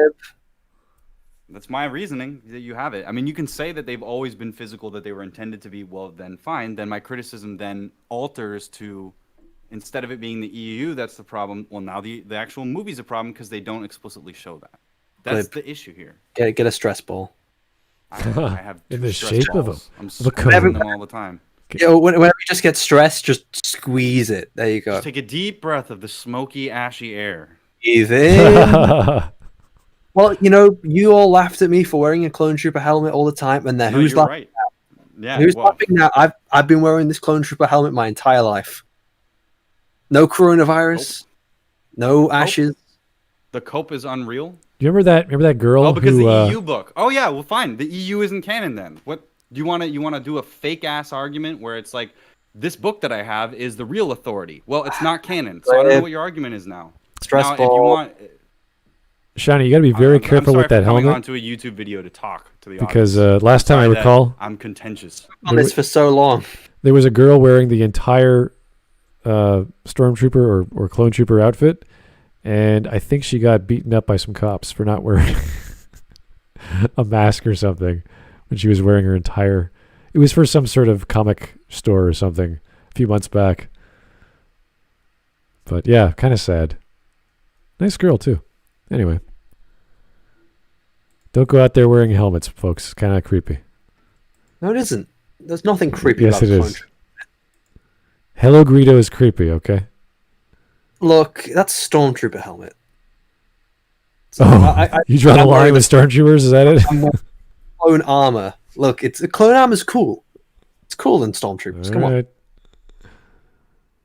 Could cripple, destroy the Dreadnought. And if small fighters could take down the Dreadnought, you'd think that Xwings would have been sufficient, or that Poe could have done it himself. If you assume that the Resistance overlooked a better solution, then sure, but it's just as... Yes, but then you're making assumptions which didn't happen in the movie. If you're assuming these guys are intelligent, and everything you've said has shown us that your argument hinges on them being morons. This is like assuming Leia is intelligent and assuming Poe knows what he's doing, and the enemies aren't incompetent, and the ship was not designed incompetently, and the Dreadnought was not designed incompetently, and they're using it not incompetently. Yes, everything would worked out the way it did. The fact that lone ship out of the 8 or 9 that got blown away instantly was still alive for was it 40 seconds or whatever? Just it as like, oh look, the general's incompetent. It's like you shouldn't have an incompetent general Leia. Yeah, and they're over the sweet spot for 2 minutes. It's like, did you stop the ship from moving past the sweet? What's happening? No, we're still getting there. We're on approach. And Poe's like, why have they dropped the bombs yet? It's like this goes on for 30, 40 seconds. Well, the drama. Just hovering that. What are they doing? Why does the ship just stop as well? It just seems to stop over there. And the opening bay door thing is a remote detonator. It's not part of the console. It's literally a thing you pick up and walk around with. It's any more contrived, Ryan? How can we complicate things for these people? Kick the ladder, and then the thing will fall down. Yeah, exactly. The ladder doesn't work the first 5. In the time it took for her to kick the ladder, she could have climbed. It was just. It was like. Kick, and I was like, oh, it's still not down. I'm going to close my eyes. Kick. Oh, look, it's there. Create this incredible series of contrived events of spaceships being designed and ships not blowing each other up. and then add to the complexity. So it's like really everything's going your way. This perfect storm. You're still alive, and all of a sudden, oh, you can't press the button. Let's throw in some conflict. You're like, what? Like what? This should be very basic. Nope.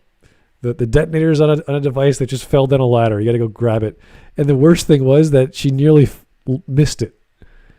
It fell. It was like this crazy grab, which she'd have no power to do because she just fell 2 stories or whatever it was on her back. She should be heaving from the lack of oxygen from her lungs, like it just got kicked out of her back. Nope. You see, she's fine. J.J. Abrams is like, when he does like fighter combat, it's always like far too fast. J.J. likes to do everything fast, but then when it comes to Ryan, all of a sudden he like wants to go out and like, oh, so, okay, well now everything's really slow. You see, we're gonna have a really slow space chase. We're gonna have a really slow bomber. It's okay, no. Okay, JJ, you're going too fast. Ryan, you're going too slow. Find a place in the middle. And can anyone explain why she died? Like, she drops the bombs blow the stuff up. Yeah, the bombs blow the ship up. How does the fire blow up the ship? It's just fire. What's that going to do in space? Well, no, it's the explosion. The explosion goes so high that it reaches the ship, and the ship also explodes. At least that's what I thought. No. The ship falls into the explosion. Why does the ship fall into the explosion? And the ship falls somehow downwards in space. That makes no sense. It just falls off the side of the camera. You're like, what? Why? How? The ship drops the bombs. The ship then starts falling. It's like, okay, what's the point in these ships if they destroy themselves? It's a great scene. It's so bad. It's hilarious. I love it. Mm-hmm. Easy, and there's as much evidence to believe that they knew what they were doing and that it really would require upwards of 1,000 bombs to destroy the Dreadnought's weak spot. So why do you need 8 or 9 ships? Why don't you have like everyone have all these bombs and they all have the opportunity to launch them as opposed to just 1 or 2? Again, it's all invented by the film. The film invented this ship. The film invented the bombers. The film could have invented it all a bit more competently, and things would have worked a lot better. That is the primary counter argument that we have. He's making the argument that this is the only way it could have worked. It's like, yes, in the contrived, dumb world you just created. It's the exact same argument we get for Zack Snyder's Man of Steel, where there is no other way Superman could have possibly won other than snacking on his neck. Tasty. Snapping. Apparently, he's a vampire. He could have bitten his neck. That would have stopped him from turning his head. Yeah. Don't do it. I'm gonna bite your esophagus out. Like what? What? Why didn't it 1 billion times? I should have just done a hold 'em maneuver with one of the ships. No, but Glib, it was 1 in a million. 1 in a million. Well, that's a retcon too. That's the funny irony. If you actually read those technical manuals, you'll find out the Flying Fortress has a hyperdrive. We can't get too close if you're nice and slow, or we can hyperdrive a giant bomb ship straight at the damn thing. It's gigantic. We'll have no problems. What would happen if you had one of these bombers, and because apparently they do have hyperdrives. What if you hyperspace rammed the bombers into a ship? Imagine how much, because you then have all this big explosion on top of the hyperspace ramming. I think the hyperspace ramming would be enough energy and speed that you wouldn't need bombs at that point. The bombs would just be redundant. It's like there's nothing left to blow up. It's like, okay. I guess they can erupt as well. All right, here's Alex Halo. The Star Wars bombers are evolving just backwards. Yeah. Yeah, 100%. And what's funny about that is that the PT actually left. Like, it kind of explained that the ships were getting a little better. Like, the PT ships are not as good as the OT stuff, I would think. Even though there's some stuff that I don't understand why they don't have. Like, the landing ships. That would have been nice. Well, the LAATs.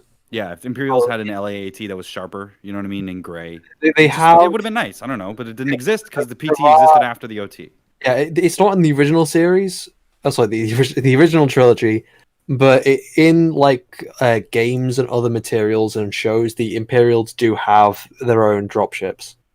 Oh, of course. No, I mean, look, every time I make a statement about the movie, there's going to be something in the EU that they fixed with it, right? There's going to be something where they go, oh, we added that in.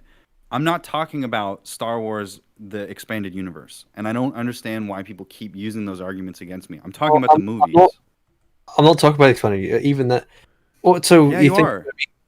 Well, let's just say, oh no, because I'm also using canon. The expanded universe is a little bit But the different. canon is the expanded universe. That's No, the it is. problem. No, it is. It is in a sense a expanded universe, but it's when you say that expanded universe is a very specific thing, and that I'm just explaining that okay, when would they have used a dropship in the films? No, I listen. All I'm saying is that the meta explanation is that they don't have certain things like space tanks, right? They don't have hover tanks, but then they actually add the tanks in the PT with TPM, and then they add it in with Battlefront because they realized there was a hole in it. But it's not done in the order that the things were released. It's done as recontextualizations, and that creates bigger holes. Like, why don't they have this thing at this era? Because of the meta. It's not because of the universe. Of the show, okay, because of the canon. Specifically in dropships, where would a dropship have turned up in the original It trilogy? could be turned up anywhere. Okay, it could have been at the beginning of the ESB sequence. They land on the planet. How did they get down to the planet? AT-ATs? How did those get down on the planet? How did the AT-ATs get to the planet? I assume they would have been dropped off by some kind of ship. By some kind of dropship. So it would have been very useful to have big ass dropships in the OT. But they had shields. In there, they had shields, so they couldn't fly in. They had to walk in. Right, but how did they get to the planet? Well, otherwise they would have been using TIE fighters. Well, they would have gone outside the shield and walked under the shield. No, what I'm saying is that how do the AT-ATs get from the spaceship to the actual planet? Something carries it away from the shield, plants it away from the shield, and then they walk towards the shield. That's what a dropship is. But you wouldn't have seen it in the film because they had to go a large distance away from the shields. Which there's no reason for them to not show that scene, except that they didn't think it was necessary, or it was something that they didn't want to actually create. I don't think it was necessary either. There isn't like any moment where it says, "Oh well, why didn't they have dropships in the original trilogy?" At least I can't think of any moments that would be explained.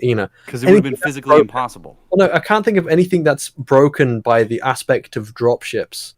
I'm not saying that it's broken. I'm saying that they added in a hole that was missing that could be filled, which is what the EU is. It's just an expansion. It's filling in spaces. Well, no, the EU is an expansion. Some parts of it do fill in. There's open, empty space in this universe, this galaxy. It's only focused on the events that are in the OT. And then after that, they go, what about what else is going on in the galaxy? How else do things happening around this story affect the rest of it? I don't see the problem. I was going to be the drums again, but I don't see the problem with in create. Okay, well, in the prequels, here's a context where they have these gunships. Okay, and then where does that contradict in the original trilogy? Well, I just don't know how the the snowtroopers got to the base. Did they deploy from the AT-ATs? How did they do that? Did they come down in an elevator? Did they rope out of it? It doesn't make any sense. Well, it's a scene that is just there. No, but there's nothing contradicting that. It's just something that isn't shown in the film. That I understand that. All we know that there could have been an actual ship that we didn't see that would have dropped them off. Partly because we didn't see it. Okay, so then why do they need to exist in the PT if they don't need to exist in the OT? If it's the same world, it's what? Same universe, same galaxy, but the Imperials don't need a tank. There's no reason for the Imperials to have a land-based tank, land-based missile system. Wouldn't that have been useful on Hoth? Well, they have the AT-ATs, which are much better. It's a giant, almost invulnerable platform. But all the AT-ATs get taken out? No, only one or two. Wouldn't it have been useful to have some sort of speeder weapon on the ground? So they MacGyvered, a tow cable to pull one over, and then the rest of them tried to do that, got shot down, and then tow cable.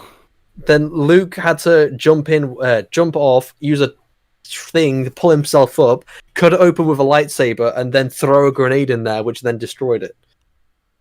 But the AT-ATs can be destroyed by the neck joint, But by let's the snow speeders. Stay on target. They drop the gunships. Okay. What fires against the snow speeders? The actual main guns on the AT-AT. It would have been very useful if there were some sort of, again, escort, device that would be able to shoot. Escorting it. That's the first time we see the ATSTs. Well, the ATSTs are designed to fight off snow speeders? You're essentially saying that I'm straw manning your argument a little bit here, but just to make an exaggerated point, you're almost saying that you can't add anything else because it wasn't in this. But the gunships don't contradict. Yes. No, but the gunships don't contradict anything. What do you mean the gunships don't contradict anything? They disappear. What's the reason why they don't exist in the OT? Because of the meta, because of the time period that these things are made in. Yes, but also, was there any point which a gunship would have been there that they didn't have it there for whatever reason? No. Because there's no context on Bespin, there's no context on Hoth, there's no context on Yavin. Bespin wouldn't have been useful to have LEATs to land. How did they land on Bespin then? The Imperial shuttle. We actually see that. You use an Imperial shuttle as an assault vehicle? Well, no, a shuttle as an assault vehicle? Oh no, because they're not using it as an assault vehicle. They're just using it to land troops. Right, but the fact that there is no assault vehicle is the reason why in the ST they also, invented those fucking the Imperial shuttle pretty much just a gunship, just less armed. But not really. It's a troop transport. You would never want to assault with that ship that has a giant fin on it. That's a huge fucking. That's it's a troop transport, so why can't you just have another troop transport, which is... It doesn't really make sense as a troop transport. It's an Imperial shuttle. It looks like it's inexpensive. But it is a transport, though. But it is. We see it being used to transport troops and Vader. But it's not an assault transport. It's not a replacement for the LAT at all. In any way. We have something over here which can transport troops. Oh, look, the Prugals over here also have something over here that can transport troops. Those are totally different vehicles. But they both have the same function in transporting troops. So the reason why I'm saying this is because there is no context in the reason. Okay, you can add things in to an existing universe if there isn't any reason to say, oh, why didn't they have this over here? Or unless there's any kind of contradiction. And here with the gunships, there are no contradictions. There is contradictions when we say something like, okay, let's say in the Clone Wars, they say they have Bespin. They were always on the interior. On Hoth, there was a giant. But you don't have an explanation for how they got down there on Hoth. Again, they would have had transports. It's inferred that would have. But dude, we made the argument against E.C. Henry that just because something is in the movie you're missing doesn't know what you're assuming. This isn't admitting that it's not there. And this is the same problem I had when I was arguing about the TPM thing on EFAP. Because it's like, what am I supposed to say here? Am I supposed to say, yeah, you're right. They just went down. Of course they did just go down, but there's no explanation for it. We just assume stuff. We just assume that there's some sort of giant crab ship that drops ATH or drops ATST. This is the whole reason it's not necessary for you to see. In the TPM, if it's not necessary, then why did they put it in TPM in the beginning? They put the ships that are deploying all of the droids. They have specific ships and transports and stuff that they're showing off. They come out of the ship. They come out of this dropship thing. They unfold and they land on the ground because they realized that was important. It's important to set these things up. Now, I'm not saying that you have to have it, but I'm saying that that's the problem is that we're looking at Star Wars retroactively. Which you didn't see to something which we did see. Why we didn't see it. And the problem is, that's a problem with the original trilogy. I don't even think it's a problem with the original trilogy. So you're saying that we didn't see the AT-ATs get dropped off. So and then that's. I'm not saying that is a major problem. I'm just saying that's part of the logic of this argument. No, I don't. There was an absolute opportunity to have a scene where they drop off these ships, have speeders that could be made into cargo speeders that could transport an assault. They just don't. They didn't think about it. and now we have to have an argument about it. I don't understand why. You know that it's missing. You know that it's not in the OT. You don't think that there's a context. That's fine. But I'm saying in the universe, it doesn't exist, whereas they could have used that, which is the Ywing argument. Why don't they use Ywings? We have to assume that they're not there and that they're unnecessary.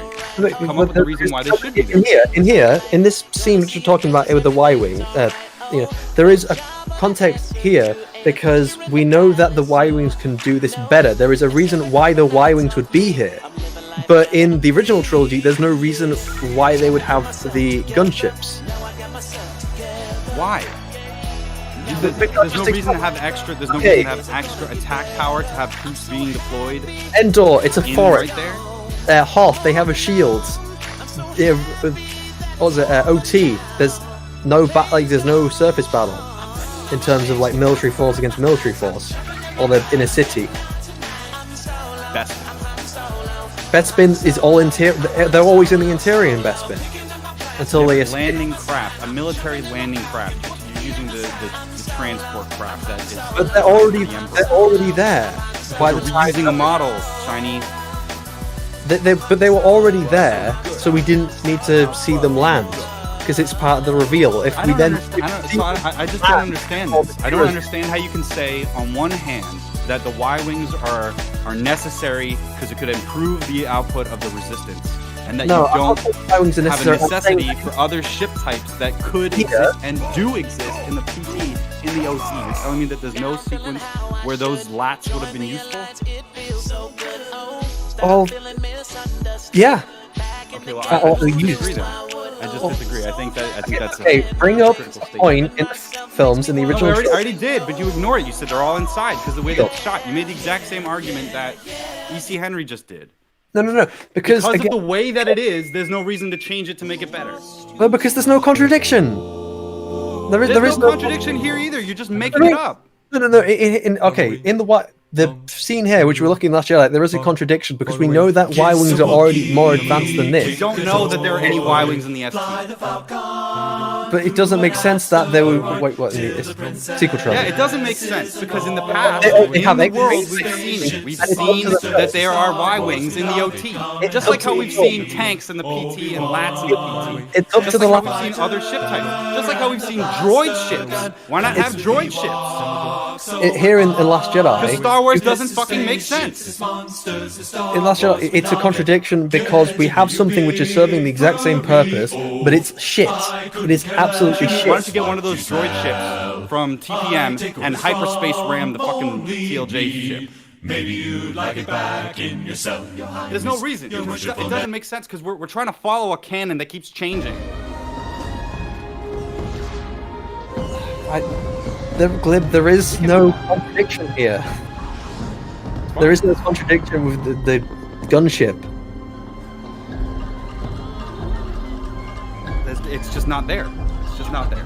So you're saying it doesn't have to be there. You're saying it doesn't have to be there because the fucking story went that way. Not thinking like, the military would have a hole in their the way that their force disposition works and they would fill it, which is what they did meta-wise in the PT. The meta decisions were the ones that created the canon, but they are looking backwards at the content that's already there to make changes to improve it in the future, which is what the PT was, except it was the past in the actual story.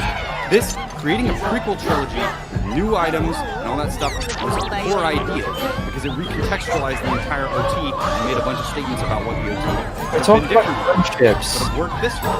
You shouldn't be telling me that the Imperials wouldn't have had any... Just because we don't see it in the film doesn't mean it doesn't exist. Why don't any other force in the OT use droids as battle droids? They use enlisted people. Yeah, they were more willing to kill regular people than having droids, which would mean no death. Staying on target here, Glib, the LA-80. So there is again. I explained that the reason why we don't see any kind of Imperial troop transport other than the Imperial shuttle is that there is no situation which it would have been used in the original trilogy, and just because we don't see that. You cannot say that and then make the argument that you would change The Last Jedi to fit in an item that exists. We're talking about a gunship which has a specific purpose. and then there is nothing to contradict the gunship in anything else, in the original trilogy, in anything. Saying that, you're saying Jedi, that. Hold on a second, but you're making 2 points at once. You can't say that the narrative reason, that there's a narrative reason why it's not there, and then in the TLJ say that that's not applicable. I don't see how that there's a contradiction in one and a contradiction in the other. Okay, so there is no contradiction because there is, again, I explain myself, there is no thing which, there is no scene which they would have used this. And just because we didn't see something doesn't mean it can't exist. Of course, the Imperials are going to have some kind of troop transport. So what makes you think that in TLJ there are any Y-Wings left? That's a completely different argument. How is it different? No. We're not saying that they absolutely have to use Y-Wings. We're using Y-Wings as a comparison because we are looking at a bomber here and we're looking at a bomber here. The Y-Wing is much, it serves a better purpose despite being 30 years old than this ship. This ship is slow. It makes no sense. It is a complete contradiction. It is evolving backwards, as someone explained it, because it's worse than the Y-Wing. How can something in the future be worse than what How came do you know before? it's worse than the Y-Wing? They don't have it in the narrative explaining that the Y-Wing would be able to Because take out it's the slow. It's slow. It's very easy to destroy. One blows up 3 more. It's stupid. information that's from the story, right? What we're shown in the film suggests that these are absolute shite. But it's effective. It's the only way that anything happens. The narrative from the actual No, story. because they made up. No, in the narrative, they made up that they needed to use these ships. They could have used this ship. Right, and so take that argument and use it in the OT. No, because this is. No, we- because it's a contradiction. No, it isn't. Okay. So the difference is sequel and prequel, right? There's no possible way you could put PT elements in the OT because the OT existed in 1977 and came out in 99. Gunships, specifically gunships and troop transport, were very little or not seen at all within the original trilogy. What we did see in the original trilogy are bombers. Bombers. It's impossible to bombers change the OT afterwards unless you remake the movie. Changing the OT, it's already what's there. There is like very little or no troop transports, which means there is nothing to contradict. There are no scenes in the original trilogy which they would have used a gunship. You go Okay, and then you're basically saying that in the sequel trilogy, the narrative could have been changed. What do you mean Hoth's shield? Hoth had a shield. It was a whole do part what? of the thing. To defend the base. From what? That's the whole reason why they couldn't use orbital bombardments. The whole reason why they couldn't use TIE fighters. So the land walker can shoot the thing, but the flying thing can't? But the shield, the big shield, it goes over, which means that the walker can walk through it and just shoot it. So And why can't a ship? Just about done. because they There. would crash into the shield. Turn like a girl. Okay. You're gonna get So all high, the well, ladies the way next. It would the absolutely crash into the ship. an external material. Okay, this is going to external material. High velocity things, for instance, a laser ball or a ship would crash straight into it. But things moving at a slow pace can easily walk through it. And that's how they. I don't agree. An explanation. And I also don't think that the idea that having landing ships doesn't matter in the age know that those things couldn't have gotten Yes. but you just don't see it because of the narrative, Yeah. so you're saying it's not a contradiction. But No. in the world of Star Wars, there has to be something that brings the AT-AT down. In the context of Star Wars, in the world somewhere, there is something that brought that AT-AT down to the planet, yes. Right. Okay. Good. You guys okay now? Yeah, it's fine. Whatever. It's just like the getting to the bottom of the issue with storytelling is what I'm trying to get here.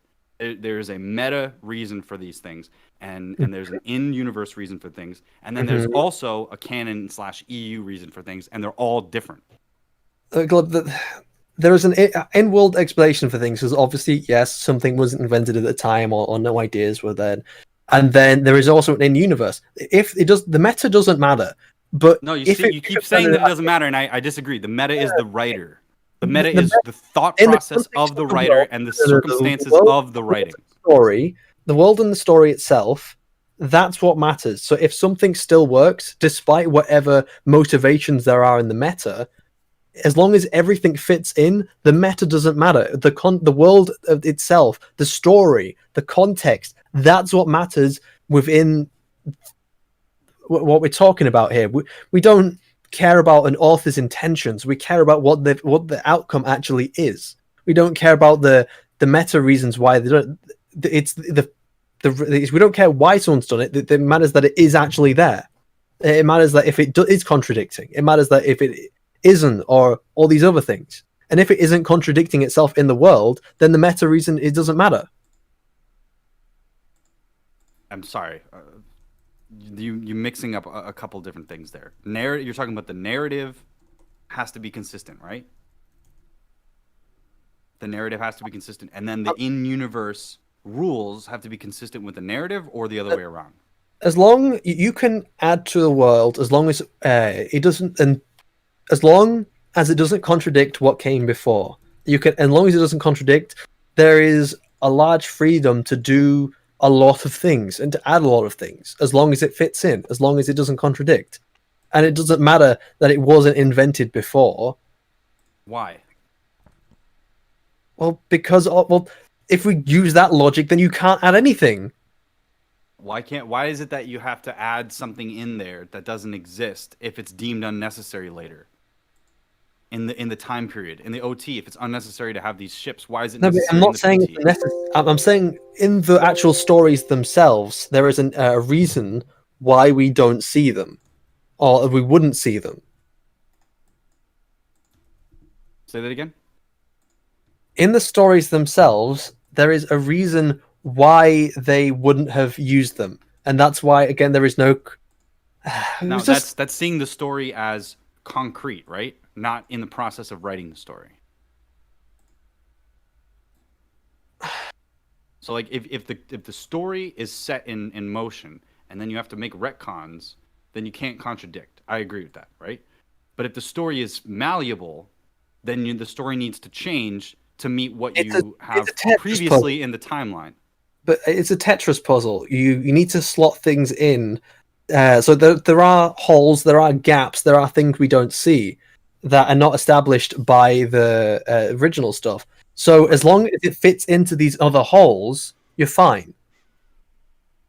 As long as that doesn't recontextualize the OT as long by as it making doesn't changes to it. As long as it doesn't change, then it fits in and it slots in and it works perfectly. But the LA I'm saying, and what I'm going to say here, and I think we should end here. But the point that I'm making is that I think that there are consequences in the forms of new possibilities introduced by the retcons of the PT, for example, and more importantly from the ST. The ST is way worse, but there are changes that are made in the PT that could have affected the OT's decision-making process.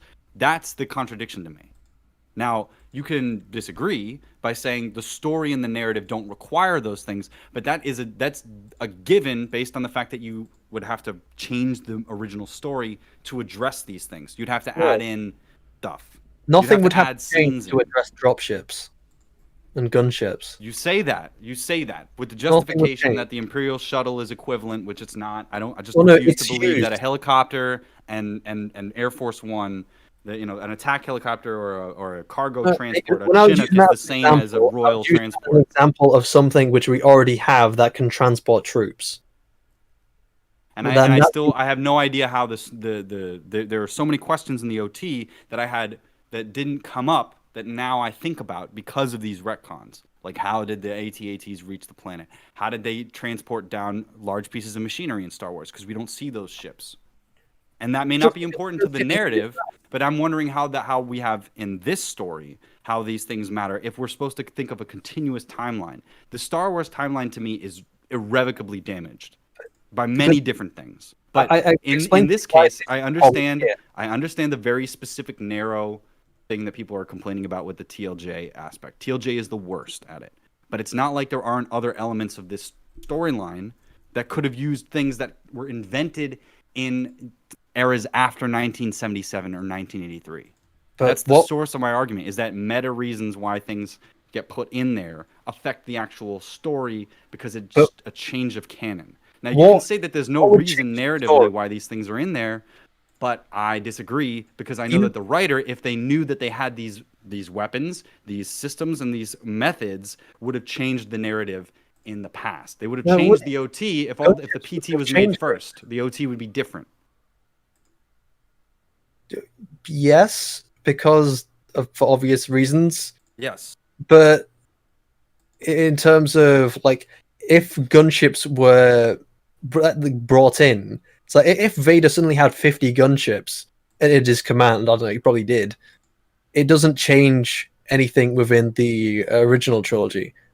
The events can still play out the same with the existence of gunships. Sure, it can. Sure, yeah, it can still play out the same way, but that still leaves me with the question that I had before: why didn't they use this, or this? And there's not a reason for that. There's a meta reason for that, not an in-universe reason for that. There is. They absolutely could have used Lats on Hoth. You didn't come up with a good in-universe reason to dissuade me of that. The shield doesn't stop things from moving through it. It stops blasters from outer space. It stops them from being attacked. And by the way, what would they even be attacked by? Bombers? What? TIE bombers? Why not use snow speeders? Wait, now I'm confused. Wait, what? What are you on about? Why don't the Imperials use snow speeders? Well, yeah, okay. If you want to really go into this, then I don't really want to go into it. I'm just saying that those things exist. Why didn't the TIE fighters already existed? Bombers already exist. So why didn't they use TIE bombers in Empire Strikes Back? I know. Why didn't they? Because they have the shield, right? Yeah. The shield is designed to stop that. Why does that stop a LAT from going in there? Why does that stop smaller vehicles from moving into the shield? A later explanation, as I said before, is that it stops high velocity things like blasters and anything that's just moving fast. But a slow velocity thing allows it to pass through. So a slow velocity blaster from the AT-AT allows it to go. Well, you can't. Well, the idea of a blaster, you can't have it be slow, unless it's going to be really pathetic, isn't it? It's just a slow blaster, just slowly going along at a very slow pace. If the shield, so the mechanics of this are the shields get attacked by the AT-ATs and are destroyed, right? And that allows them to be attacked from above. Mm-hmm. So that means that anything that's moving parallel, parallel to the surface of the planet, can hit the shield generator. Which brings into question why not use other vehicles to do such a thing? Why use slow-moving walkers? Because they're the most advanced thing we have. Because they can defend themselves, right? And then why not use other aspects of the canon to fight? Because it didn't exist yet. That's all my point is. I don't understand this. But they did have escorts. They did have other vehicles at the Battle of Hoth. We had the ATST. ATSTs, yeah. But they didn't have the Imperial tanks from Battlefront because they didn't exist. You can come up with an in-universe reason. I don't see why you would when the meta prevents it from being physically possible. It's physically impossible for them in 1982 or 81 or whatever to see into the future and make something from it.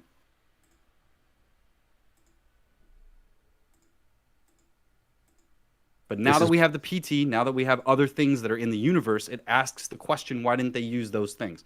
If this thing existed in AB whatever, why didn't we use it here? Why didn't we use it there? Because there has to be some new reason that's made up. So the more that you enumerate, the more that you add to the story, the more possibility that there is that there could be some sort of contradiction somewhere, or a convenience, or a contrivance. And that's been my entire point about Star Wars for years, that the more that we add to it, the more careful we have to be, and we're becoming less careful. And that now we have a problem where the EU and canon and the movies they don't really necessarily agree with each other. We can move on though.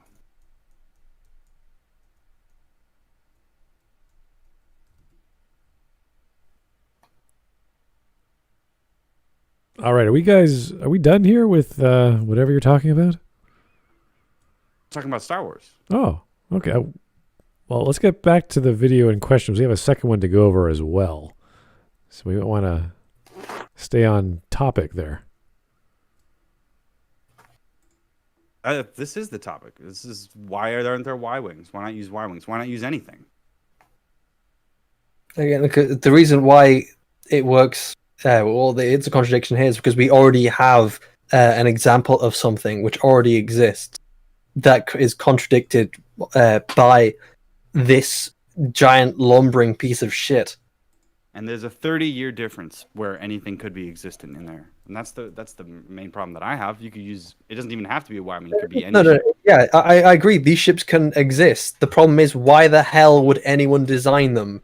You'd have to have the most incompetent designer ever. Absolutely. But my thing is, if we're drawing from this canon to have the ships there, it could be any ship, and that applies to all of Star Wars, not just the ST.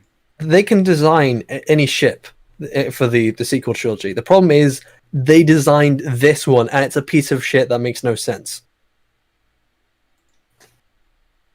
That's the problem we're having here.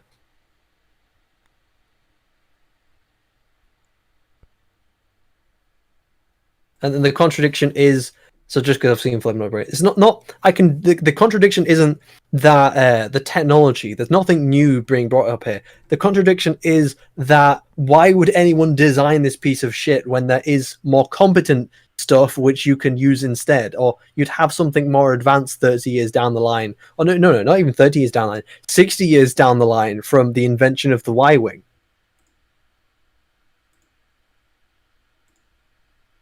Yeah.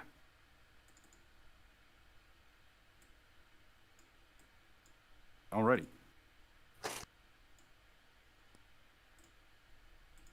Smart.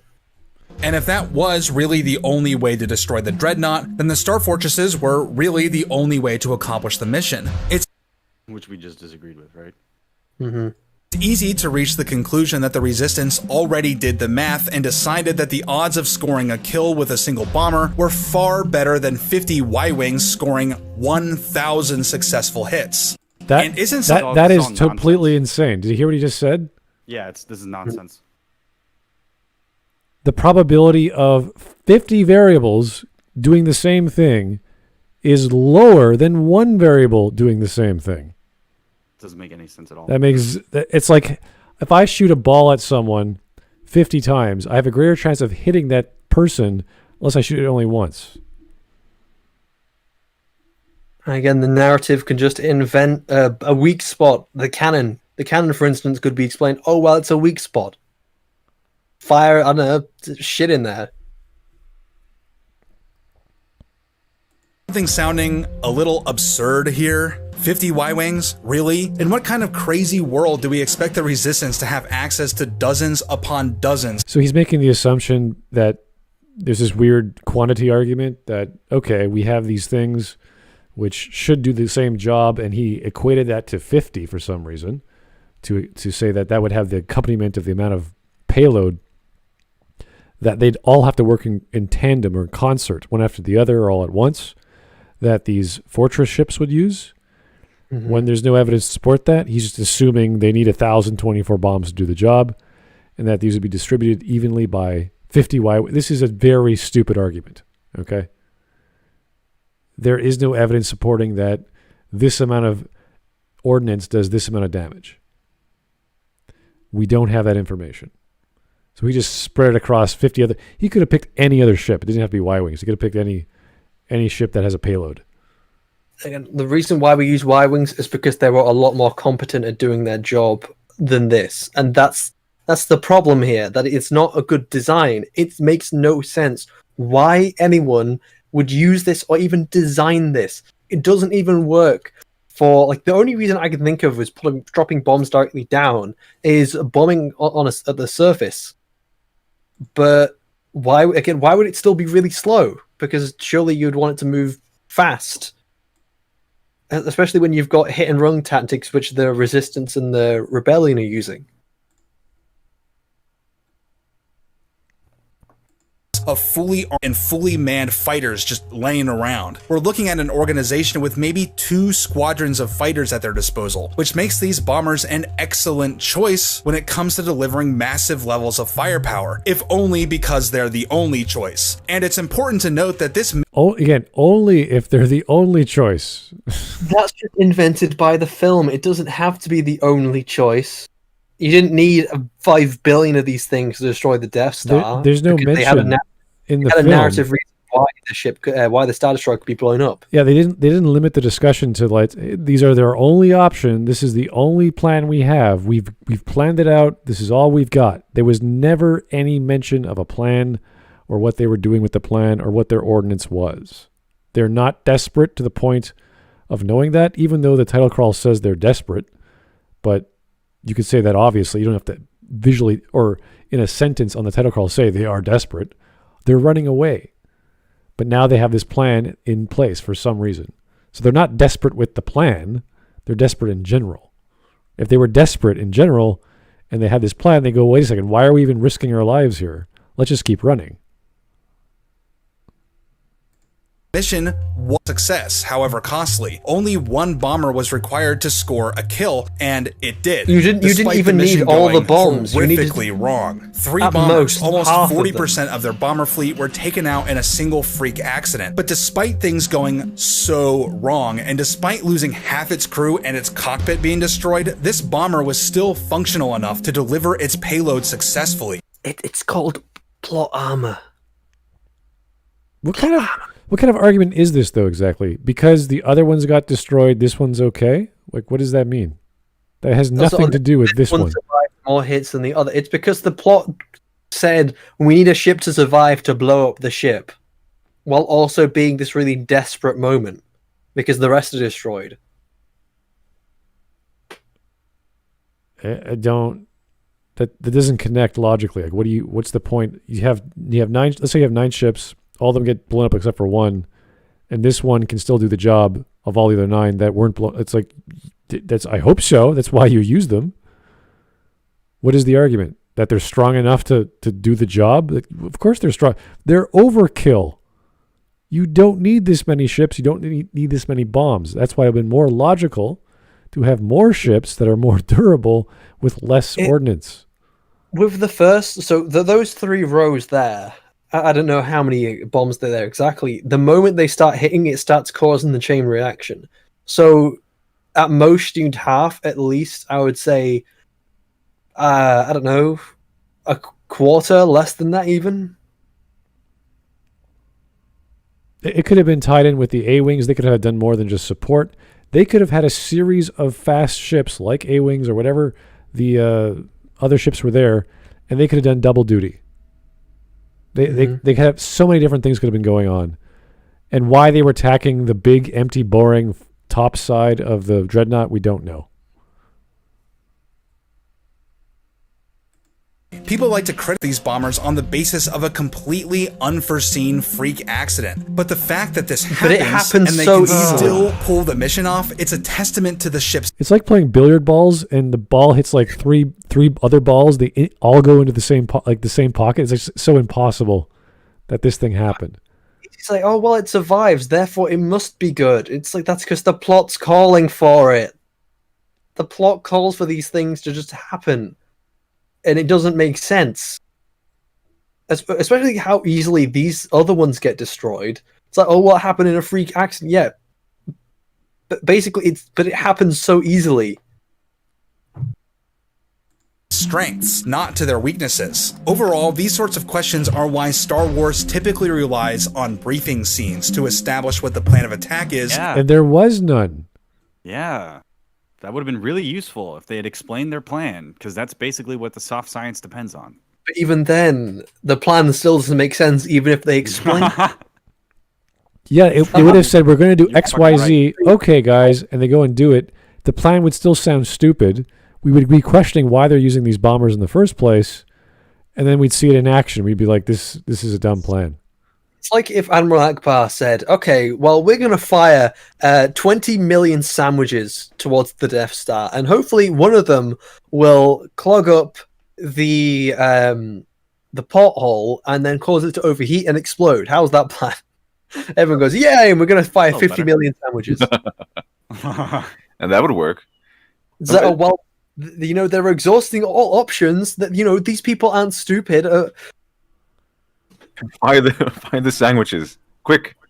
They have a scene to explain it. It makes sense. It's like the Zap Brannigan deal, like the whole thing that actually happens in Last Jedi. Like the Zap Brannigan, just keep launching waves and waves of stuff. Just launch Waves them all. and waves of my own men. Yeah, just let's launch all the bombers. Hopefully, surely one will make it. Right? The rest of them will die, sure, but surely one will make it just in time to drop the bombs, and then they will, of course, die because these are terrible, terrible ships. Maybe that's why they sent them all in the first place, because they were terrible, terrible ships, and they needed to get rid of them. Yeah, they were just, hey, we have a bunch of ships that we need to get rid of and a bunch of expendable crew. Just We had a bunch of expendable crew. Keep in mind that Rose Tico's sister was one of them, and Rose Tico herself is completely useless. So she saved the First Order. So yeah, they probably spent on the expendable crew over there. I want to imagine like layers. Okay, but what we're gonna do is we're gonna put all our really incompetent crew on these really shit bombers, and we're gonna send them off and just float into space, and they'll all get destroyed. Okay, let's go. Do this. Yeah, Flint Lockwood says, "Some of you may die. That's a sacrifice I am willing to make." You suck. So being told the asinine plan, exposition is nice, but it's stupid exposition. It's like, oh yeah, this is not a great idea. So whether it's done beforehand in a audio format and then shown to us in action, it's dumb, and then it's still dumb. So. And why? If they included such a scene in The Last Jedi where a character literally asks what the audience is thinking, everyone would have accepted the scene without question. No. But just because we can rate. Well, it would have certainly helped. That'd be, where are the Ywings? We don't have any. Oh crap! That's right, we don't. Damn it, we're screwed. Like they're desperate, which is fine. Okay, this is your last resort, but you still have to make the argument why you're doing this mission or why you're doing this plan when it's a horrible plan. Escape. Why not just keep escaping? Yeah. Why didn't Poe target the cannon that was completely undefended on the base of the dreadnought?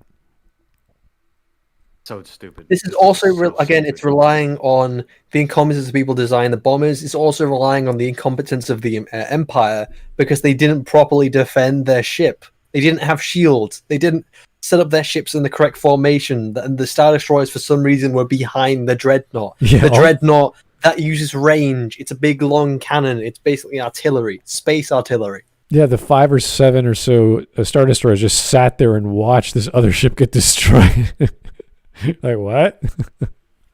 In the grand scheme of things, is actually all the fault of the Republic. I mean, what were they doing this whole time while the First Order was out there collecting the largest weapon of mass destruction known to the galaxy?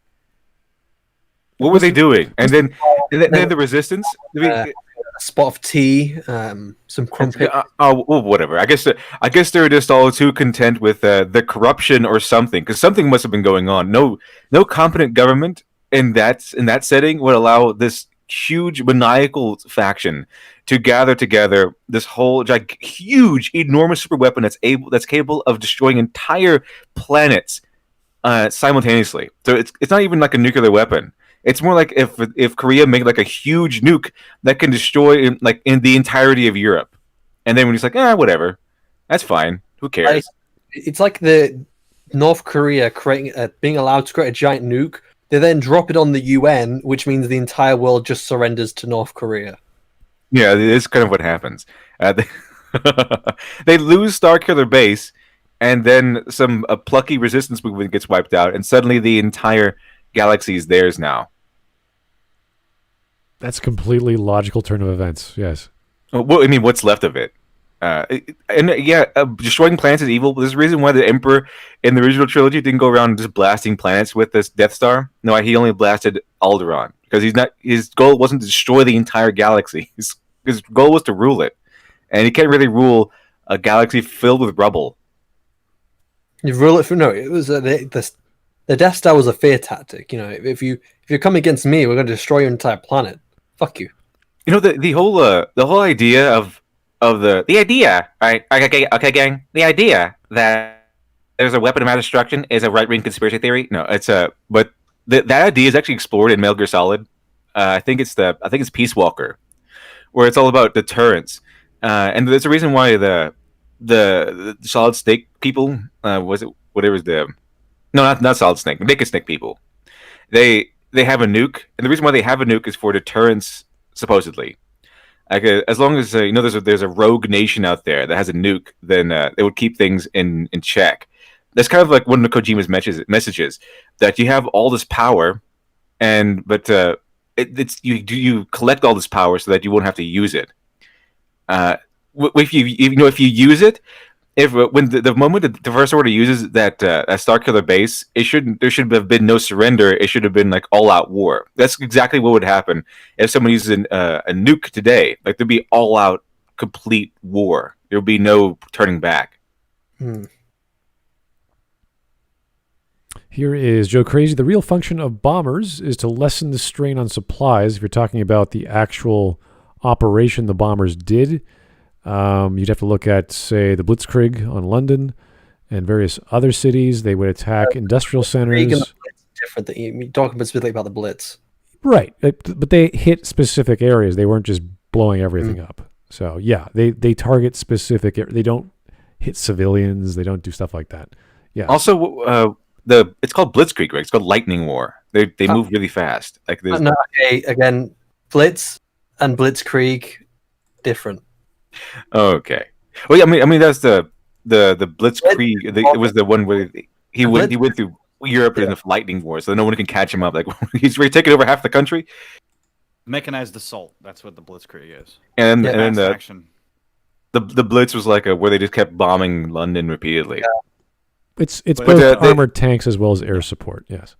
Yeah. So I don't think they used this a wave of big lumbering machines to just constantly bomb things.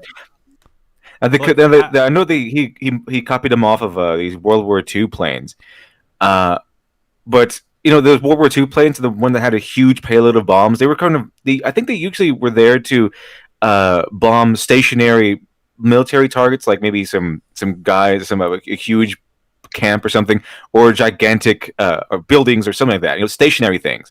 They're being attacked by a fleet that's pursuing them. That has all weapons pointed right at them. It's not even a case of these guys are on the ground and they're up in the air.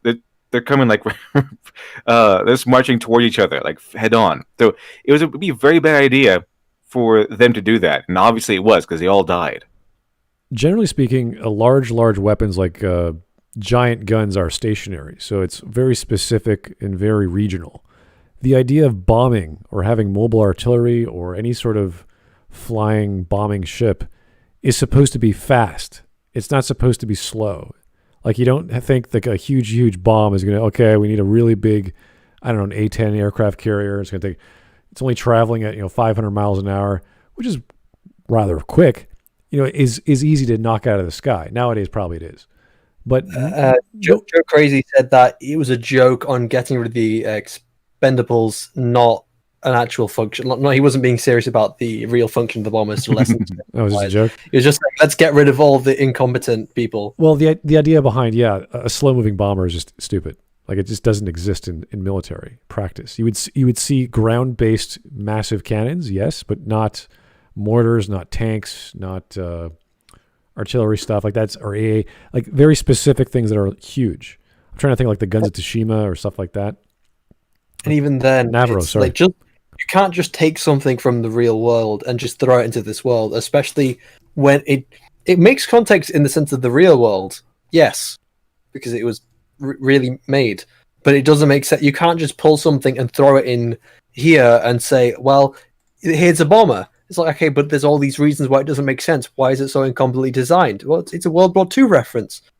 I get that, but then what about the Ywings? It's like, well, the Xwings were inspired by real fighters. Yeah, and then this one's here. It's like, okay, yeah, but you're building on top of something. It's like saying, and this doesn't make sense. Why it's so slow? Right. It's like saying you want a bastard sword in Star Wars, so you design a lightsaber that has a really long blade or something. It's like, okay, sure, you could probably design something like that, but it still has to be a lightsaber. It can't be some other weird lightsaber-like weapon, which is exactly the same properties.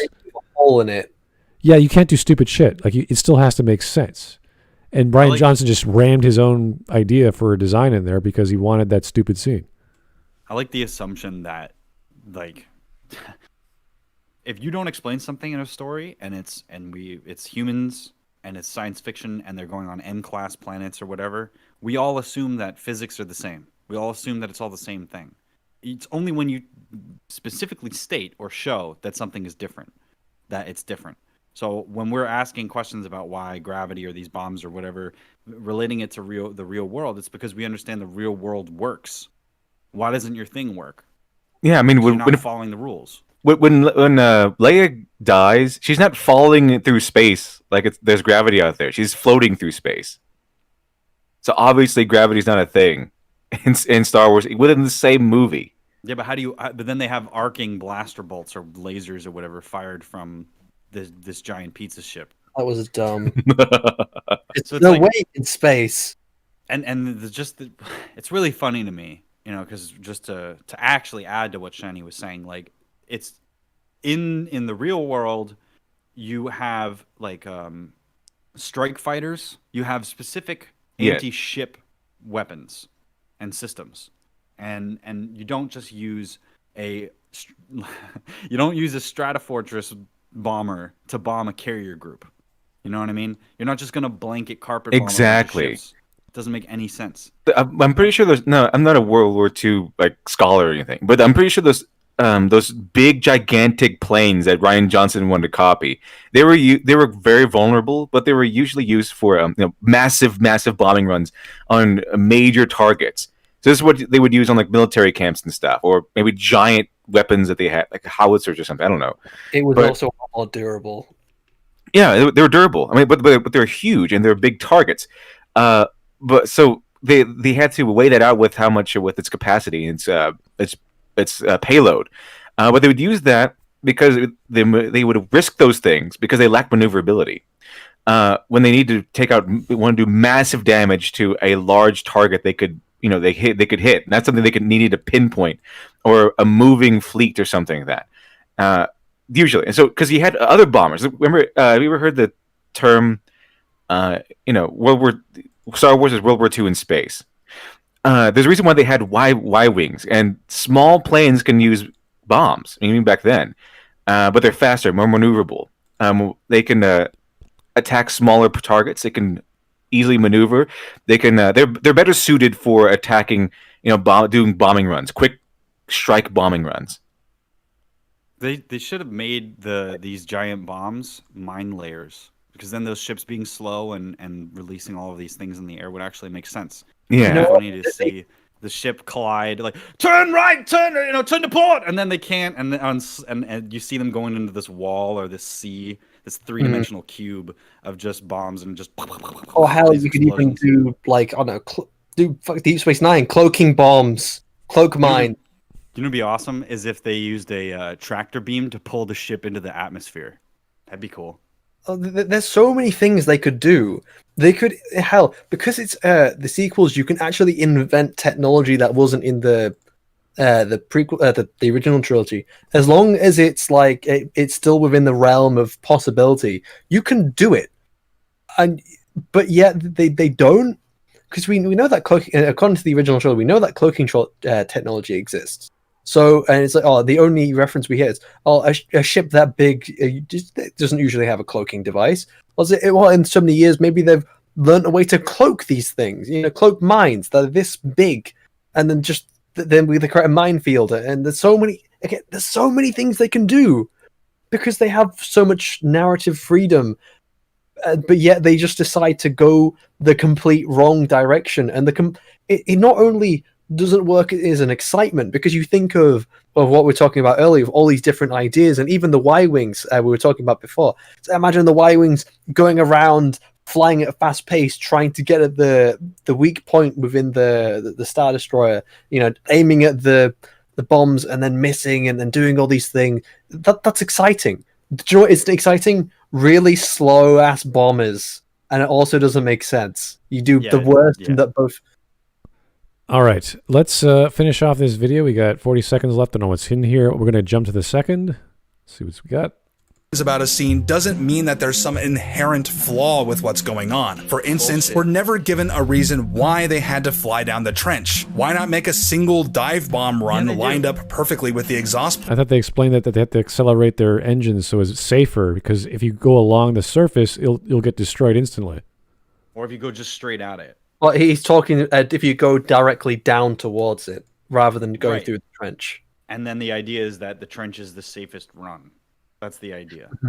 Right. But let's. Sorry, it's not my mic. The thing is, here in Star Wars, in the first film, there is no context to contradict it.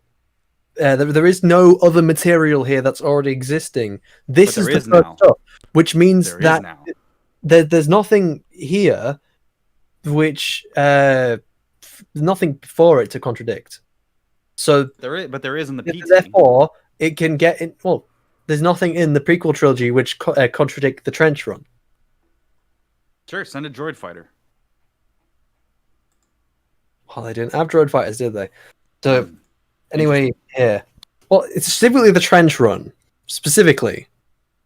You would have had a... Okay, theoretically, you'd still have to use a droid fighter to do the trench run. This wouldn't be interesting. You know what I mean? It's aesthetics. It's all the interest. It's because we're doing the World War II thing. And as for this trench run thing, I think the towers are enough for people to explain what would happen.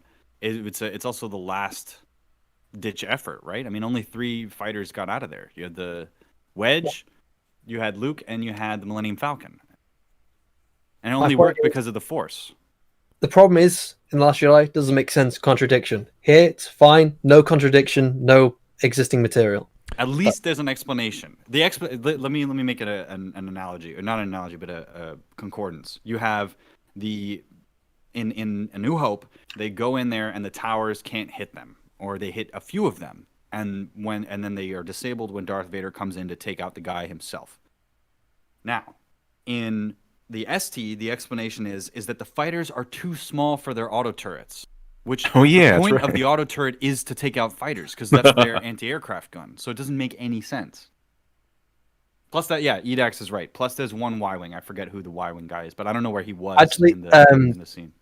That's now a Y-wing woman. So, whatever.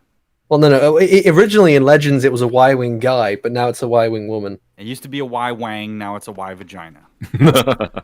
So whenever someone says there is no actual problem, is either they aren't intelligent enough to perceive the problem, or they're covering it up as this is not a problem, this is a feature, this is why it's there. And he's trying to argue the fact that through his reasoning, through his logic of why using 50 Y-wings is the equivalent of using one fortress, I don't know where that exactly came from aside from the armament. That would be stupid. It's like, you can't argue stupid with more stupid. It doesn't make sense. Yeah, I mean, if you're going to use ships like that, like if you can't just take it out of the context of World War II. You have to put it inside the context of the world they exist in. So if you're going to send out like a fleet of these gigantic, lumbering, very vulnerable fortress full of bombs, you have to put out like, I don't know, it would be basically military strategy. Like, it's not even just sci-fi strategy. You put out big, gigantic weapons that are vulnerable and everything, that are devastating but can't really defend themselves too well. You surround them with like soldiers that can defend them. So you're going to sound these gigantic ships that carry bombs, and they're going to be devastating on the enemy. You should also send out like a fleet or so of fighters so they can be protected or draw fire or something like that. Also, wasn't that the movie where Poe is going out destroying those laser guns? If he they sent him out there and he destroyed more of those laser guns, he would have cleared the pathway to sending those fortresses out, and they wouldn't have been destroyed, or at least not destroyed as easily. So they would have been able to carry out their plan with much more efficiency. So what was the point of chastising Poe for doing exactly what would have made the bombing run a lot easier and a lot more feasible? Just sending those ships by themselves. To me, it's either they just want to, the writers want to yell at a man or something like that, or for this to make sense in universe, it has to have been a bunch of stupid ships they thought were stupid, filled with expendable crewmen. They could get rid of them.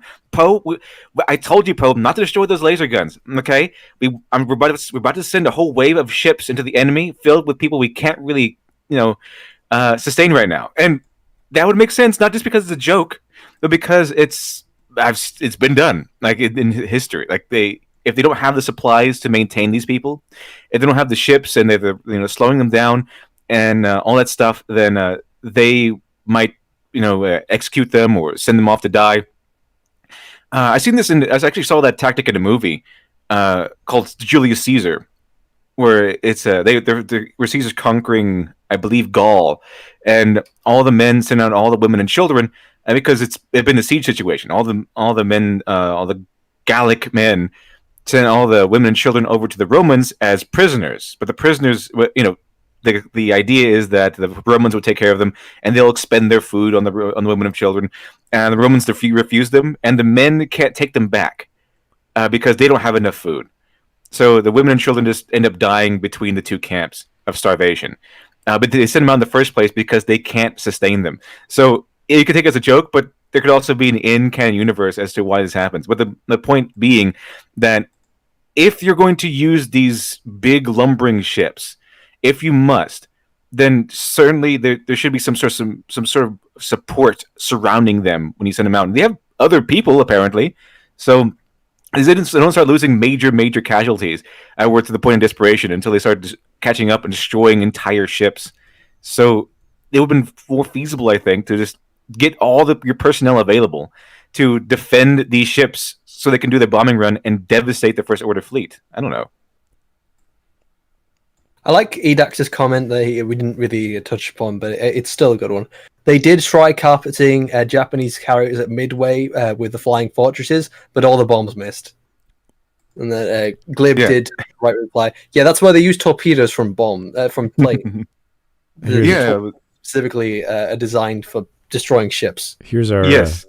Exactly. Yeah. I think I saw a documentary on that exact model where they drop into the water and they stop. They're designed to stop just so much, and they're designed to just be a torpedo and just slam into it. It's kind of hard to target bombs. You have to be very, especially from the air. So you have to be very dead on. And that's why it was a lot more feasible eventually to get these large planes with giant payloads. Do you know one of them? You know what also uses torpedoes in this context? Hitler. Ywings. Torpedoes. So, yeah, they do, don't they? It's not just like a bomb that's dropped straight down, is it? It's like it's kind of like a torpedo, like it shoots forward. It propels forwards. They could have used an actual torpedo, and I would have loved it. So here's a super. like just to get an actual real world torpedo, just there he goes in space. Little spinny. So here's a wonderful design from the game No More Heroes. Thank you, Tyler Preston. JJ stole Sir Henry's sword from No More Heroes. I don't know. This is a bit overkill. No More Heroes has all kinds of people wielding essentially lightsabers. So this is a double cross hilt. I don't know what this is going on. I highly doubt that JJ played No More Heroes. Yeah. But what I will say is that the idea of cross guards on lightsabers and the way that people have implemented them have all been equally stupid. The only way that a cross guard on a lightsaber makes sense is if you have a cortosis thing, right? Something that would short out the lightsaber or something that would block. You know what I mean? Having the lightsaber there doesn't make any sense. Yeah, the crossguard, it doesn't actually stop you from going down the light, because the whole point of real crossguard, it actually came down. If you went down the sword, it would stop the blade. But if you actually go down the lightsaber, oh look, there's this giant corner here that it's just going to go straight through and slice off. Can I also add? Well, no. Okay, so their explanation is that they're not crossguards, they're vents, and I'm saying this with quotation marks, and you can't see it. They're vents. Yeah. Yeah, why are they vents? Just have them be cross guards. I mean, it'd be a lot better. It's the idea that this crystal's somehow broken, and therefore it produces more energy, and it's more unstable. The broken crystal represents Kylo's broken soul. A regular crystal that isn't broken.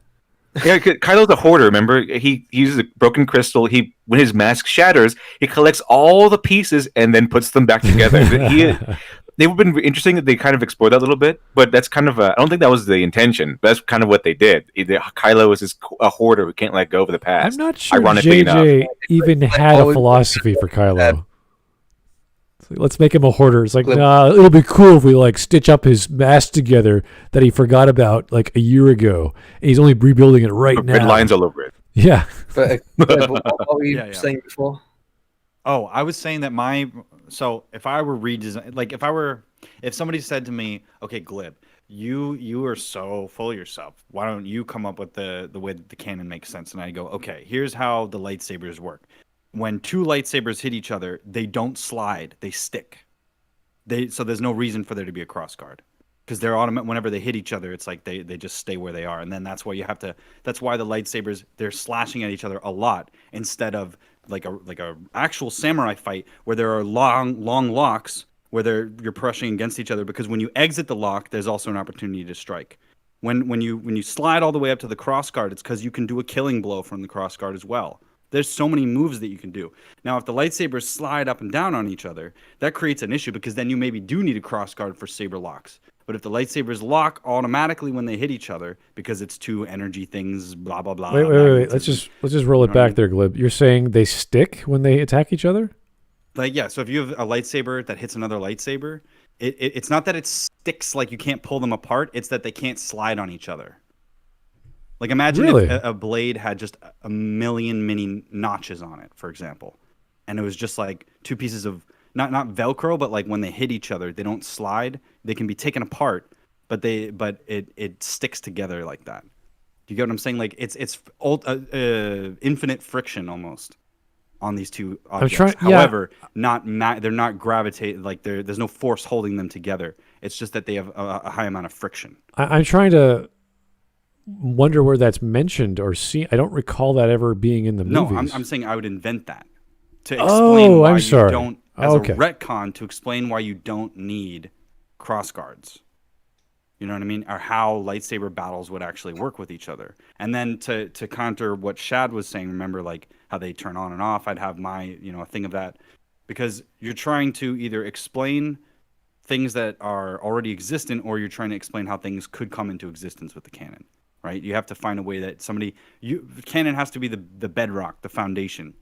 But if you're retconning something and trying to make sense of it, then you have to adapt what you see to your logic. And that's the complicated aspect of Star Wars that I think we were having that big tism fit about, is like trying to make all of these disparate time periods work together when it comes to the past and the present is difficult. So my explanation was just they would stick to each other, and that way there would be the sword fighting styles would be different, and it would actually physically explain why they would be different in the way that they already are. That's my goal. Okay, let's finish the video off and get going to the next video. I'm sure we'll have answers as to why, but the movie never gave them to us. You can raise questions like this for basically every Star Wars film, and yet it was never a fundamental problem and a sign of weak writing because it's a contradiction. The Last Jedi, which is telling. I'd love to hear your thoughts in the comments. Yes, it's telling because the movie is bad and has flaws. Because it's a contradiction. If it was the first film we'd ever saw, there would be nothing to contradict. So therefore, the bombers, maybe there really is no other better way of doing it. But because we already know, because of everything that's came before that, there is a better way of doing this. Then why didn't they just do that? Why didn't they just use a Ywing? Why didn't they have a more advanced version of Ywing? Why do they have all these things? Why are they using this slow piece of shit? And we just keep repeating ourselves over and over again now. But hey, next video. Yeah, it's really telling, guys. It's obviously because Star Wars fans hate Star Wars. It's not it's obviously just blinding you. It's obviously, it can't in any way be the fact that Star Wars fans know that there's a better way of doing things, and we need an explanation as to why they're not using Ywings, because Ywings would be so much better, obviously. And they just invented this whole new bombing ship that's not as effective or awesome or better in any way than the Y-Wing, other than the payload, possibly. Now, why were they using these things that just blow up so easily instead of Y-Wings where they can move in easily and quickly and continue their bombing run while possibly surviving? So our next video is called The Last Jedi Solves Space Combat, and I think we mentioned this previously. I didn't know there was something wrong with space combat in Star Wars. Seemed to work okay in the movies, looked pretty good, sounded pretty good, even though there's no sound in space, but we get it. It's a cinematic element. So the problem with the Star Wars space combat is that we haven't gotten good space combat since Revenge of the Sith. Like that, those battles have a function. All of the from the PT and the OT, the very least that you could say about the Star Wars canon is that the way that their battle systems work is consistent between the movies. Like here's how this blaster shoots like this, and then this goes like that, and then if there's something new that's introduced, then they explain it. And in the briefing sequence, or they show the capabilities of it by introducing it. You know, like we were arguing earlier about how the AT-ATs got there, but regardless of that, they function in the movie. You know what I mean? That's not really relevant to the rest of it. So the whole thing is that in the ST, they make all these changes that break the original and then don't stick by their own rules. And that's just the worst part of these sequels that keep coming out. We all, as fans, understand the rules based on the originals. How is it that the only people hired to do these things are the ones that don't? The only people that don't understand it. I mean, regardless of whether or not regardless of whether or not the proton torpedo is a physical object, in both either side of this argument, they work the same. You know what I mean? It's functionally the same. It's just kind of a semantic argument about the lore. And the lore almost doesn't even matter for the function of the narrative, right? Because the lore that's baked into the narrative that defines the entire thing is functional. It works within its own rule set. That's the consistency. That's the thing that everybody, I think, was attracted to. Now, you can poke minor holes in it, but how do you fix that, quote unquote?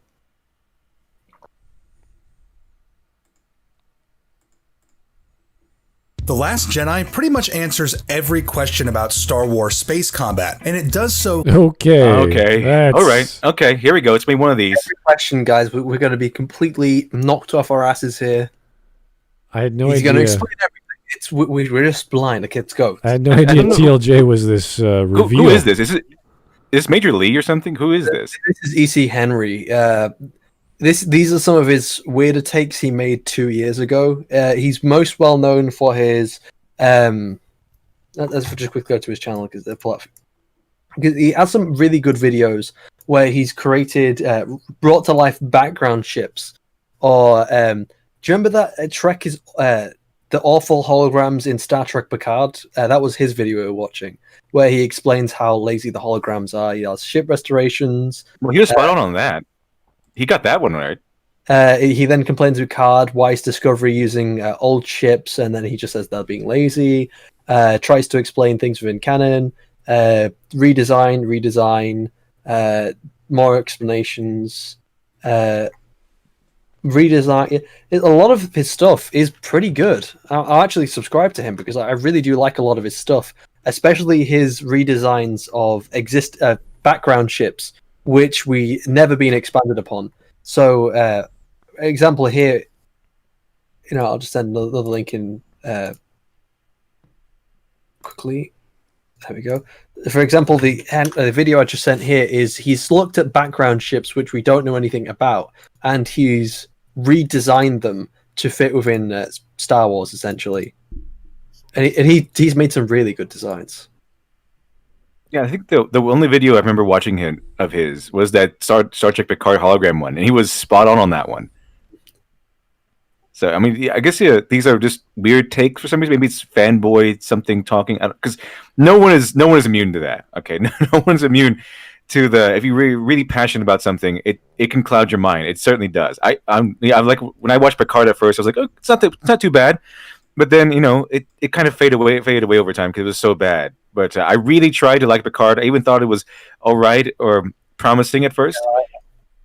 I remember disagreeing with... I don't know if I disagree with you. I just remember disagreeing with Smud when Picard first came out. Yeah.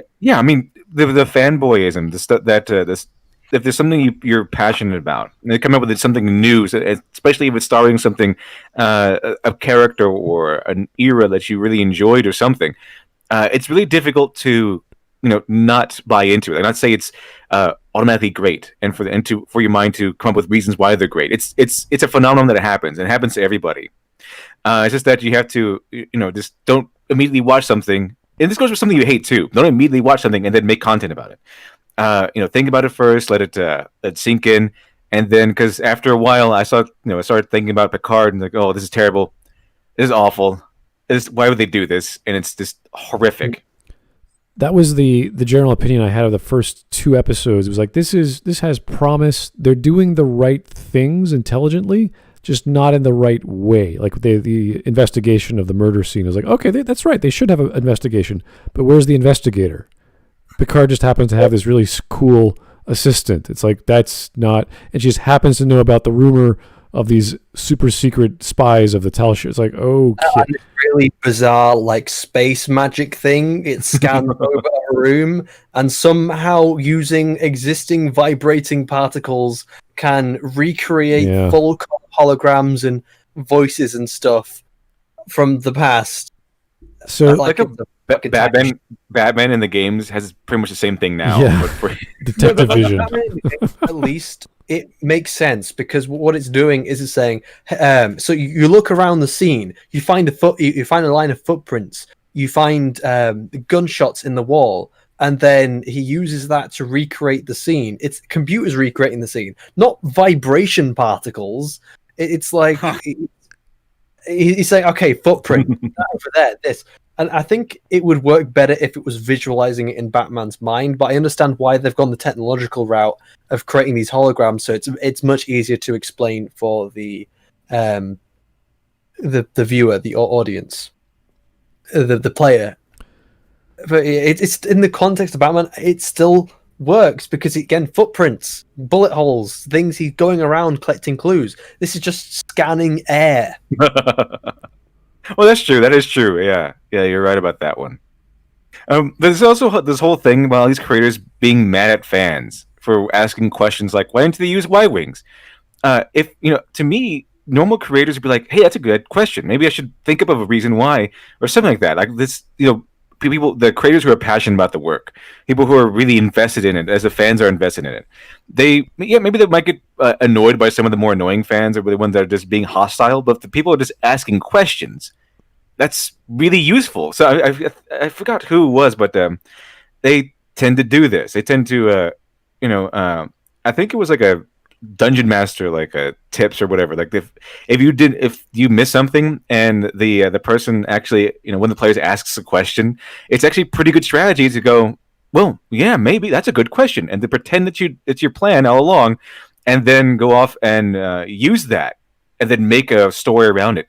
It's part of writing. You find some plot holes, you find some something you missed, and then it's a lot of fun to try to create something new within the constraints that you already built that explains it perfectly. Like I said, it's not creativity is not about boundless freedom. It's about restrictions and being able to get over them. That's what sparks your creative fires. If you saw the work of a fanboy writing, let's say, The Last Jedi, they would do something not very original. They'd say, "Oh, well, I love Xwings or I love Ywings. We're going to do like a super Y-wing or a decked out X-wing or whatever." So you'd be like, okay, but he'd still be in the confines of the lore. Whereas you get someone like Ryan Johnson says, "I'm going to do my own original thing. I'm going to do my own original thing now and again and again," and keep going on and on and on, to the point where your subverting is now just a technique you just keep repeating, as opposed to using it in a very specific way. I want to point out that we're only 5 seconds in, and this whole conversation started from eventually bringing up who E.C. Henry was and things about Picard, and then we just started talking about Picard and other things. I always thought that the point of like the EFAP format, or like this response format, was that like the videos are not good, but we're good at making the video, and you know what I mean? We have the ability to make it better. We have more interesting conversation between us. And I like to think, and I know that a lot of people are going to disagree with me, but like getting to the bottom of something is much more interesting to me, or getting to the bottom of your own thought is much more interesting to me than this shallow 5-minute video explaining something that isn't going to be explained. But the problem is when we keep going round in circles over and over again, where nothing advances. There is. I don't know. I don't think that happens though. I think it's just that we take a long time. If we're really here for like a full long discussion, the problem is that the tangents, they're not really close towards what we're actually aiming to talk about with the video itself. And if we really wanted to talk about these tangents, we could make an entire discussion about them if we really wanted to, where we just sat down and talked. But with the purpose of this format is to talk about this video and the arguments it's making. And that's why we're watching it and not just sitting down and having a discussion about absolutely anything. So we do have a target and a subject matter. And the problem is when you get too far away from the subject matter and keep going around in circles. I guess I'm more interested in the conversational aspect of it because it's kind of like there's an object that we're all talking about, and then if the conversation becomes about the craft behind it, that's interesting to me because I'm always trying to find new stones to turn over, and what's underneath that? What kind of bugs are under here? I also enjoy the conversation, but I do know that a lot of the audience have made it clear that they don't like the really, really long arguments. I understand that, but they're here for the video and for us to basically say, no, you're wrong, and explain why they're wrong. They're not here to just listen to us tangent. Let me just forward that. The fact that we had that big conversation, do you think we'll ever have to go back to that topic now? Because I think we've basically covered all of the bases of the argument. You know what I mean? I feel like I was no idea. A lot out of that. Like, I don't know. I think it's helpful and conducive, but maybe I'm wrong. I'm willing to be wrong. And see, Edex says Star Wars on a writing lesson. Exactly. And that's because they did a horrible job with the sequel trilogy and with the Force Awakens. Like, that's my point exactly. Where these creators the modern creators who are making this, made the Star Wars sequels, instead of getting mad at the fans, right? Instead of getting mad at the fans, were the fans who know better than they do, obviously, about the canon and the lore and how things worked in the Star Wars universe. Instead of getting mad at the fans, it should have been, that's interesting. I really enjoy that input. If they have to, what was it? Instead of humbling themselves, they're proud of their insufficiencies. So that's my point. That was my point from my earlier explanation or whatever it was, where it's not that where the creators who are on this major project, doing this major franchise, they shouldn't have been, this is terrible. You're just man babies. You're just fanboys. Whatever it is, they shouldn't have been dismissive of the fans. They should have been accepting and embracing of the fans. Because if they were even remotely passionate about the universe, also, or they were even remotely dedicated to being writers or dedicated to the craft that they're actually getting a living off of, then they should be excited to overcome these obstacles. They should be excited when fans say, "Hey, how come this didn't work? How come this happened? How come you didn't do this instead of this?" And then you have to do retcon. Obviously, you made a mistake, but it'd be fun to try to fix that mistake in the best way possible. But instead, what they did instead was just treat the fans with hostility, because they dared to question Disney. They dared to question what's supposed to be a flawless masterpiece. They put their ego over the well-being of the fans and the well-being of the franchise. Just before we continue about just a quick point about the arguments. So yeah, honestly, there's no one else that I kind of find having fun arguing more than the Glib, just because it's insightful a lot of the time. It's not just someone who's like, yes, I agree. It's someone who's actually willing to challenge things, even though I don't always disagree. I don't know. Sometimes maybe some people might think I don't like Glib, but you're a good friend, Glib. I like you. Thank you. Yeah. Look. Well, at least one person on the panel likes Glib. I don't mind being wrong, but I like being able to fight for the opportunity to be right, or to be proven wrong in a way that will fundamentally change my perspective on it. And there are a lot of things to think about that look. So Edax was saying it's not a writing lesson, and I just fundamentally think that Star Wars is one of the greatest writing lessons that you could get so much out of it. What to do, what not to do. And every layer of it is a conversation. I feel like if you want to learn how to do big effects stuff, if you want to learn about the efficacy of space stuff and the hero's myth, you can draw anything you want from it. That's what makes it so interesting.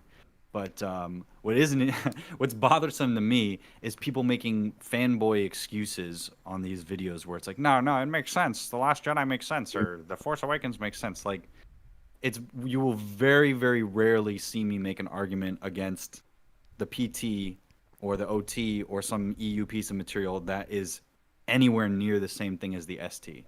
It's so obvious that this is a bad thing. So like there's a spectrum of lessons that you can learn from Star Wars, and there are a lot of criticisms that can be made for Star Wars that are hard to see because it's such a nice piece on its own, like together, when you put it all together. I kind of saw that as Edax mentioning that because it's so broken, we want to see the guts of how the thing is made. We don't need to see how the sausage is made. We want a delicious sausage. We want it served very beautifully. So using that tool over and over again is not what we wanted to see in the movie. I think the reason why me and Glib fight so hard is because we both fight for the same reason. We both fight for essentially and argue what we believe in, even when everyone's against us, even when the entire chat is agreeing or disagreeing with us. We still fight for what we essentially believe is right, and want to get to the bottom of it. All right, we're 5 seconds in. Let's keep on going. Completely effortlessly and in a way that honors a ton of on-screen evidence in a coherent way. One big question that has come up a lot in regards to Star Wars is why do capital ships get so close to each other to exchange fire? Before we could theorize, but now we have a very definitive answer. Turbo lasers have a fairly low effective range against shielded targets. They can keep at a range where our cannons are ineffective against their shields. And Why? That's stupid. That is stupid. Why don't they have a giant thing they have a giant gun on the bottom of the ship that can hit stationary targets. Why don't they put one on top and shoot something right in front of them? To an extent, to a very small extent, very small, I agree that, I could accept the logic that if you're close to something, it's going to do more damage than if you're further away from something. I mean, if you're using the exact same weapon. But specifically in this film here, it's kind of stupid because it's not doing any damage. It's ineffective completely. It's at a very short range, and you have this huge fleet of ships. And one of them was a Mega Star Destroyer. It's a fucking stupid name, which would have billions of these cannons and turbo lasers. And you're telling me that it doesn't work? How these giant cannons look like these giant turbo lasers look like they're supposed to be effective at a long range. That's why they're arcing. So why would something that looks like it's designed for a long range not work long range? Why can't you just take the look of these ships that are close together and say, maybe that's a flaw, and then alternatively go and actually look at how ship-to-ship combat works with what you're able to visibly see. They have giant guns on the side, right? In the PT, they have to be manned, and then on the OT, they have to be manned. They're sort of like anti-aircraft guns, and they're also like these like slug launchers. So maybe they are not that long range. But here's the problem.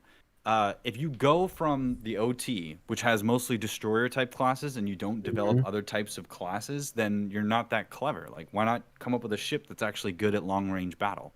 Why isn't that ship exist? They have a miniaturized Death Star tech, just not in the main material. But I'll get to that again. You know what I mean. But why don't they also have like missiles? Why don't they have proton torpedo banks or whatever? Why don't they have more munitions types? Yeah, a military ship of this size should have numerous ways of destroying a target. It's designed for combat, and they can't do the job they're designed to do. It's the World War II reference again, and that's the reason why they're doing all these broadsides and all that, because the actual reference material for how this is all working comes from World War II fighter planes for the fighters and World War II battleships for the big spaceships. But you can fix that. You make a ship that's like a battleship that has a big, those big gun turrets they have on those ships. Make one a Star Destroyer that has a setup that's like that. So they have 6 guns, then they turn to the left and they shoot really long range. I keep mixing up all my terms. What's the TIE bomber? It's not ion bomb. Proton. What are they again? Proton bomb. Mm-hmm. Proton torpedoes or proton bombs. Yes. Yeah. Why don't they giant proton slugs? Why don't they shoot them out of a Star Destroyer battleship? In Legends and EU, they have them, but they're not here. Right, and by the way, I'm aware that they're in the EU, but that's my point. Is that if the ST were anywhere as good as the EU, they would have factored that in like the EU people did. We get a graphical representation of just what that range looks like. And that's as long stupid. as its shields are up, the Raddus only needs to stay out of a relatively small bubble to stay safe. And of course, we do have previous evidence that range is a critical factor with Star Wars weaponry. It would be as well to let it go. It's too far out of range. Not for long. That's not because... No. God, that's It's- not because of the short range. That's because it can move out the way. The closer the target is, the easier it is to hit because the less time it takes for it to hit the object, so less time it can move. The further away the object is, the longer it's going to take to hit. So therefore, it has more time to move and avoid it and to miss. It's just What's the basic it's basic functions and how this that would be even a case in modern, like if you had a modern setting, that it's something farther away, it's going to take longer to hit it. Even on Earth during even if it's a weird Marvel scenario, that's how it works, and I don't know. That's exactly how it works. It work exactly the same way anywhere else, but especially in space. Now, I think one of you actually mentioned this before, where George Lucas was actually really obsessed with how things worked and really excited about this stuff. And that's why we get a lot of what we get in the franchise. We get some explanations. We get some. It has a groundwork, it has a foundation of logic. Star Wars has a foundation of logic, even though it gets into fantasy and ships flying around, but it has a foundation of logic. It's all designed to look good and for the visual aspect, but there is some element there of how it's working. The Falcon's engagement range seems incredibly small, just like the effective range of capital ships is similarly small in both Return of the Jedi and Revenge of the Sith. It would seem that blaster bolts lose energy fairly quickly and are considerably less effective at even slightly longer ranges. So it And that's stupid. Why use them? I mean, you can use like objects and shoot them out of the cannon. They'll go on forever, and they'll be at horrifically terminal speed. Like, it's going to be this devastating to be hit by those solid objects if they start firing those things out of cannons instead. So if these blaster bolts have short ranges and stuff, why use them? Also, just very quickly, to Glib, it's not just the Battle of Coruscant which they do broadsides. It's also the Battle of Endor. Well, they should do broadsides because it looks awesome. Yeah. But the idea of being in a space over another place and having there be some sort of reason for you to actually be over the physical location, whether it's communications or whatever, you can make that kind of reasoning. I mentioned another thing is that like a viable attack strategy, I think, would be to overwhelm your enemy's shields by like jumping from hyperspace very close and then hitting them really hard with preparation. That'd be kind of cool. And then somebody in chat mentioned that you could have boarding actions, and I thought, yeah, well, you could do that, but that seems less strategic. I think it was just because of the crowded space and because of the visuals. I think I don't think that there's an actual no visual technical boarding reason. action happening. I don't think you can extrapolate either way like a definitive rule. Like you could say why do they have to be close together? They don't. Why are they close together? They don't have to be. Well, why did original battleships have to do broadsides? Because that's their so the reason why that they was did actually because of cannon range though, and that was because of the ship's also, capability. It's also because it's actually much more effective for the ship to use all the weapons on its side. Because if you have your side to the enemy, you can use all your cannons. If you have your front to the enemy, you can only use the front of your cannons. So if they actually have more weapons aligned along the edge of the ship, then that means broadsides would be very effective. Well, because there's a lot of weapons there. They would do there's all sorts of firing actions that battleships that were of World War II status did because of the way that the ship was aligned and all that kind of stuff. But realistically, those battles took place further away from each other than 1700s or 1800s or whatever, or the boarding actions of Roman times. And then, especially now, or even in like the 70s or whatever, like the advantages of electronic warfare and missile systems. So it makes more sense to fire off some sort of seeking thing from a distance that's ginormous, that also has electronic disabling systems, or hit it with aircraft in the World War II era, you know what I mean, than it does to have broadsides. There has to be a proximity reason why that thing is happening. Or it's just aesthetics, which is really what it is we got to have the things fighting close to each other because it's interesting. Anyway, that's not a good enough reason. Talk about here is still stupid. I can absolutely. I can accept that they could lose. Like, the further away the target is, the less damage it's going to do, but not to this extent. This is an insane short range. Like, the range which is happening here is incredibly small for something like that to lose power. Because you can relate it to a bullet. A bullet, the further away something is, the less damage it's going to do, because it obviously power, velocity, air resistance, blah blah blah. But it still has a much longer range than what we see here. Like, cannons on an actual battleship had a range of 14 kilometers. Actual handguns have a much longer range than what we're seeing here, where Chewie shoots his bowcaster and it does next to nothing to Kylo. Sorry, this is why we get into such deep Shoot conversations. afar. Because at the bottom of all of this is thinking about space combat as a science fiction idea, and also how the logic of actual physics and space and human ingenuity would create these systems. Then we also have to think about how that fits into the Star Wars canon as George envisioned it. So what's the medium that we're talking about here? I just don't believe that what E.C. Henry is saying here is the explanation for why those ships are broadsiding. That's not the explanation, is that they're not effective at deep ranges, because there's no reason for you to think that they wouldn't be effective at longer ranges. They use a tractor beam at a longer range. A tractor beam. You know what I mean? They have vehicles that are kilometers or however distant away in space, and a tractor beam can reach them, but you're saying a blaster can't. That's so beyond stupid. That doesn't make any sense. It also doesn't make any sense when you have missile systems, why you wouldn't have targeting systems for large ships. But we don't think about that. There's a reasoning you can have. The problem is that this isn't a good reason. Mm-hmm. That's the good point. Yeah, that's the point we agree. Yeah, all roads lead to stupidity, whether it's the technology or the people or whatever. It's just all dumb on top of dumb. So that's why I brought up George Lucas earlier, because regardless of whatever you think about George Lucas, where you think he helped Star Wars or ruined Star Wars after a while or hurt it, what seems to be about George Lucas is that he is a creator. He is a very, very enthusiastic creator, and a pure creator when it comes to this sort of thing. So when he looked at all this stuff, it seems to me like he had a fun time trying to overcome these obstacles. He saw this as creative challenges, or as opposed to people like Rian Johnson and J.J. Abrams that seem to be like seeing all these things as annoying obstacles, annoying hindrances on what they really want to do.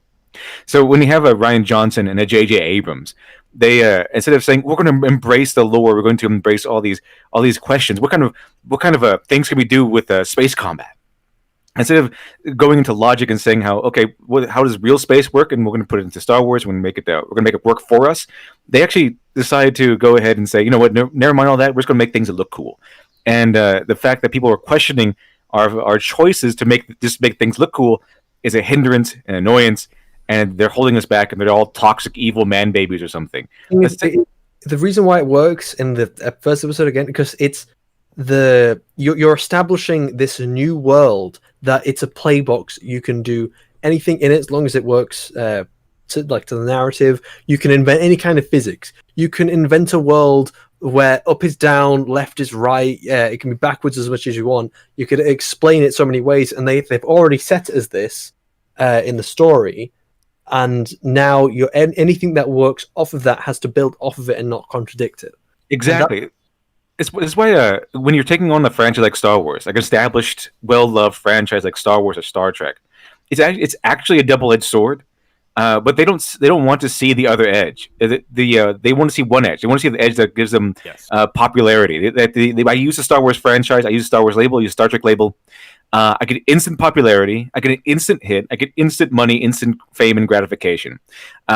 But the other side that they don't want, that they know is there, obviously, but they don't like, they want to just carve out or something, is the fact that you have to, because it's an established franchise, you have to adhere to lore that's already been established. You have to. Otherwise, you're going to lose the other side. It's all or nothing. You can't have the good stuff without the challenging stuff. I'm not going to say it's bad stuff, because it's actually good stuff. It's actually good that you have fans that are passionate enough to keep up with the lore. And the lore is what built you up in the first place. It's not bad side. It's a challenging side. We have to keep up with the lore. You have to make sure that whatever your new iteration is has to maintain continuity, at least to a mostly a reasonable degree. Yeah, a reasonable degree. Now we're not. So it's fine. I can understand like a lot of the contradictions you find in something like Star Trek, for instance. It's so in Voyager or in Deep Space Nine or in TNG, it's often something really small, like something really small. You need to watch one episode for it to contradict. Exactly. It's kind of like kicks the door, and it's something you could only get if you haven't watched anything else. Pretty much. Usually they can be hand waved. Usually they can be hand waved away by saying, "Well, they didn't know," or "they lied," or something like that, because it's that small.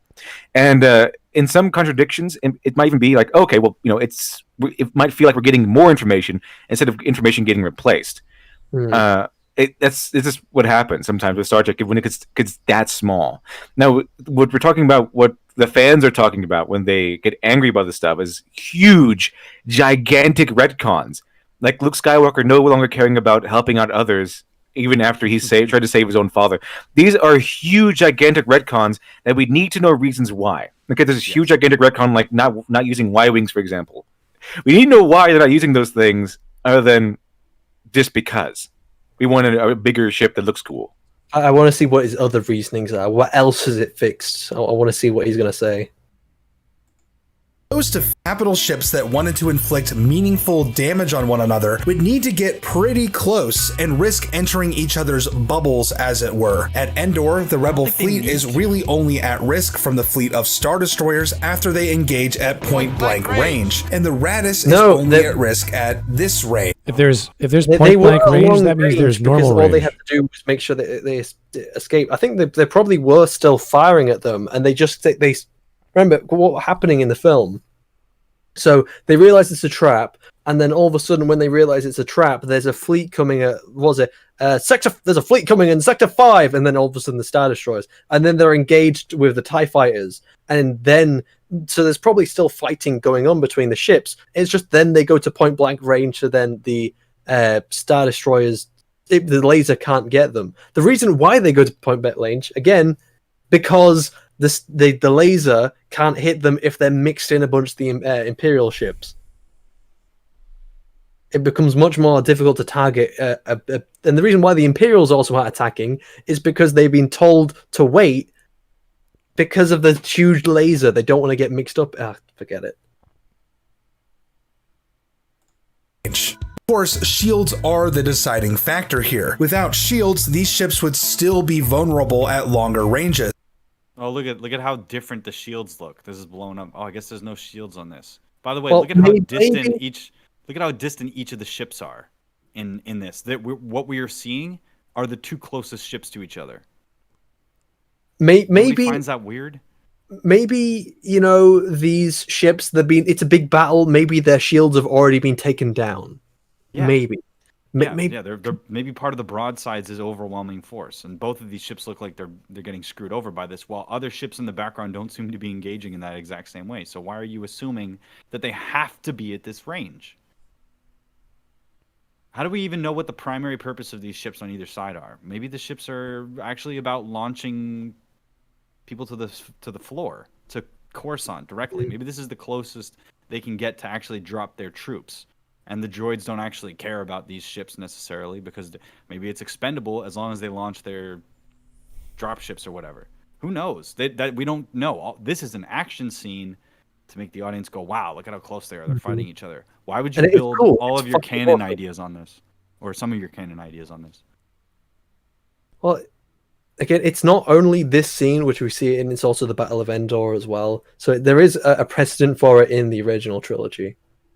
But the thing about the Endor sequence is that they're over the specific place, right? They have to be present for the shield right there, right? Because they want to take out the Death Star. It's also more of a suicide. I'm talking more about they do get close because they want to get in close to stop the laser from targeting them. I don't know why they necessarily need to be there for the Death Star run, because they only need a couple of fighters. Maybe they're there to support the fighters, but my point is that there's still precedent for the Nebulon be broadsiding the Star Destroyer. It's very close, and it's both obviously broadsiding. But shields force ships to get up close and personal with one another. But not always, and that leads to another answered question. Why are fighters important in space combat? Well, fighters in Star Wars seem to have this really nifty little feature. They can fly right through shields. Nothing can get through our shield. Wait, what? And The Last Jedi is clearly deliberate in showing us Physical objects can fly through shields? I thought shields were like a wrapper that were around the ship, directly on the ship. They even saying like, 'cause again, this is contradicted here. The episode 1 is contradicted by episode 3, where they need to destroy the shields. Like, are you crazy? The shields are still up, and they have to destroy it. So, and the Revenge of the Sith also contradicts this, because they can't just fly into the hangar. They have to stop the shields. They can't just fire a missile. And in this scene, where does Kylo Ren's fucking thing go? It just seems to stop and do a U-turn. I gotta be honest with you. I don't see a lot of broadsides in this Return of the Jedi battle, except when I see it, it's because the ships are basically slowly moving at each other, and they're exchanging fighters first. They let loose their complement. They're essentially all aircraft carriers. I remember one specific the Nebula B. I know what you're talking about. It's not. It's a cruiser, but the Nebula B itself. As I remember a scene and the Star Destroyer and Nebula B broadsiding. Yeah, absolutely, it happens. The ships like they go against each other, but that's not the primary intention of these ships. The way that they survive is by having the fighters engage each other. When they're too close to each other, they seem to be mutually assured destruction. It doesn't seem to be something that they intend or want. It seems to be something that happens to do with proximity. It seems to be related to either physical objects or physical objects moving at a certain rate that can bypass a shield. Because if that's the case, they would have used missiles all the time and forgetting these energy weapons to bypass shields. So it's kind of similar to what happened with Mass Effect, the bad explanation for Mass Effect shields, whereas you could walk through like everyone has a Mass Effect field. You could walk through a chair, no problem, but if someone shoots you with a gun, it's moving too fast and the shield will pick it up. Additionally, it doesn't block heat, so you could use lasers against ships, but they never bring up lasers in a weapon in an actual fight, even though they reference it several times. It's retconning, and it's not very clear, all for the sake of visuals. Like there's even a gun turret which fires bolts, which is a literal laser turret, they say in the lore. We're talking about The Last Jedi here as well. The Last Jedi is showing the ship flying through the shields. Yeah. That's a contradiction with The Last Jedi. It's nothing to do with anything else. There's nothing else that shows them flying through shields. They don't, and I don't think in any of the original trilogy ones, they fly through the shields. I'm pretty sure that the blast shield that comes down. Remember when they board the ship, they have to shoot the little shield generator thing, and then the actual physical thing closes to right behind them. Otherwise, they would have crashed into the shields. And then the other thing is that I think shields in Star Wars are much, much weaker than blasters when you take into account how many blasters can be fired out of whatever power cell or whatever. So when you see in Return of the Jedi, if we're going to use that as the basis, most of the attacks are small ships on the bigger ships, and they can do a huge amount of damage. An A-Wing, if you disable the shields, an A-Wing can go into the bridge of a Star Destroyer and destroy the entire control mechanism, and it'll crash, essentially. So the shield systems are not that powerful. The blasters are very powerful, even on small ships. So that means that the weapons in Star Wars are very powerful. Say again? Well, the shields are down from the big battle that was going on at Endor.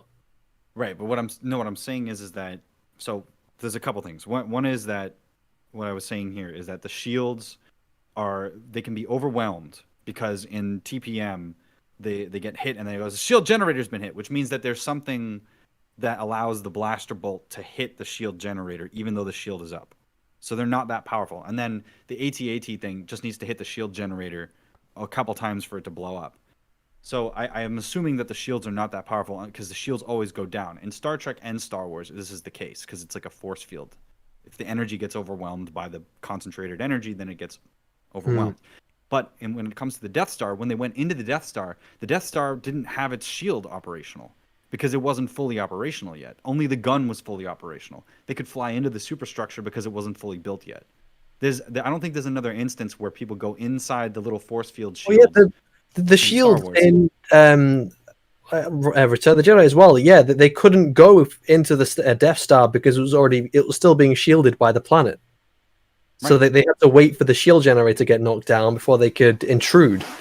It's a physical force field for any object, and I think that ties into why ray shields can work the way that they do, which is another thing. Like ray shields as the tractor beam component, there are pieces that really actually would have fixed any kind of holes that were there, but Last Jedi doesn't do it. It introduces more of them.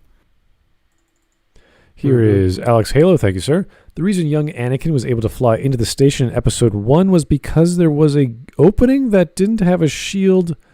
One of the weaknesses. I didn't know that. Was that a thing? Yes, it's explained. Isn't that great? George is thinking It's about like things. They have a thing, and they have an explanation for the thing. George is busy thinking about the shield door being able to gain entry to, and then he's also writing "I hate sand" and thinking that audiences are going to like it. It's the contradiction of his personality, and I love it. The world building, specifically in the prequels, is fantastic. Mhm. It's the dialogue, it's the characters, it's a lot of the other things that just don't make sense. Because like Macro logic is great, micro logic is great, physical plotting is bad. like the actual droids versus clones, that's an interesting conflict. You've got the Republic and the Separatists, and all these ideas going along, and everything they're setting up in the world. It was perfect for the Clone Wars to jump off of that because there's so much world building there that they could look at and expand upon and explore and go into all these different things. But the problem is there's the dialogue, the characters, the actual events in the story. Yeah. Mostly the direction too. I would say that the worst thing about the prequels is the direction, because they could have gotten better performances out of it. Writing and directing, the actual core of it. Anyway, this is kind of off topic, but yeah. I don't like sand coarse and rough, and it gets everywhere. That's exact. A turbo laser blast splatters on the Radis's shields, while Kylo's fighter right past unhindered. Now, of course, there are different varieties of shields in Star Wars. The look, shields around Scarif and around the second Death Star were obviously invulnerable to fighters, but they also had the liberty of being generated by giant planet-side facilities. It would seem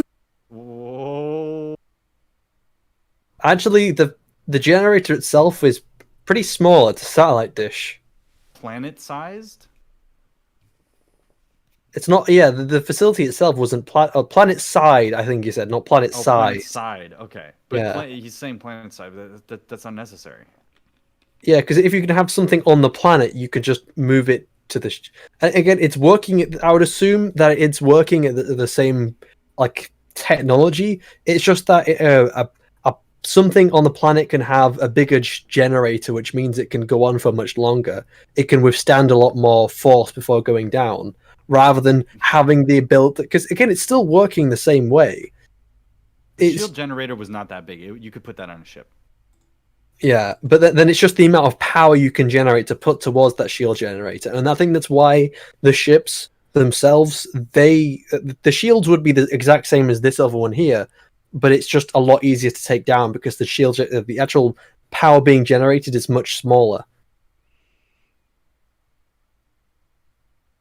that even large starships were incapable of generating these impervious shields, and were therefore vulnerable to small craft. So this is likely why Anakin could easily enter the droid control ship hangar while the shields were up, and likely why this was possible while the Executor's shields were still up, and definitely why this was possible. Shields in Star Wars seem to be effective against energy, but vulnerable to physical matter. What about the A-Wing that just blew up that thing? Is he saying that the shield generator wasn't powerful enough? But then why is this field generator powerful enough? This is not a giant planet-sized thing. Well, if you look at it here, the droids are actually having difficulty going through the shield. They're having to force themselves through it. This primitive civilization that lives underwater and entirely generates force fields to exist.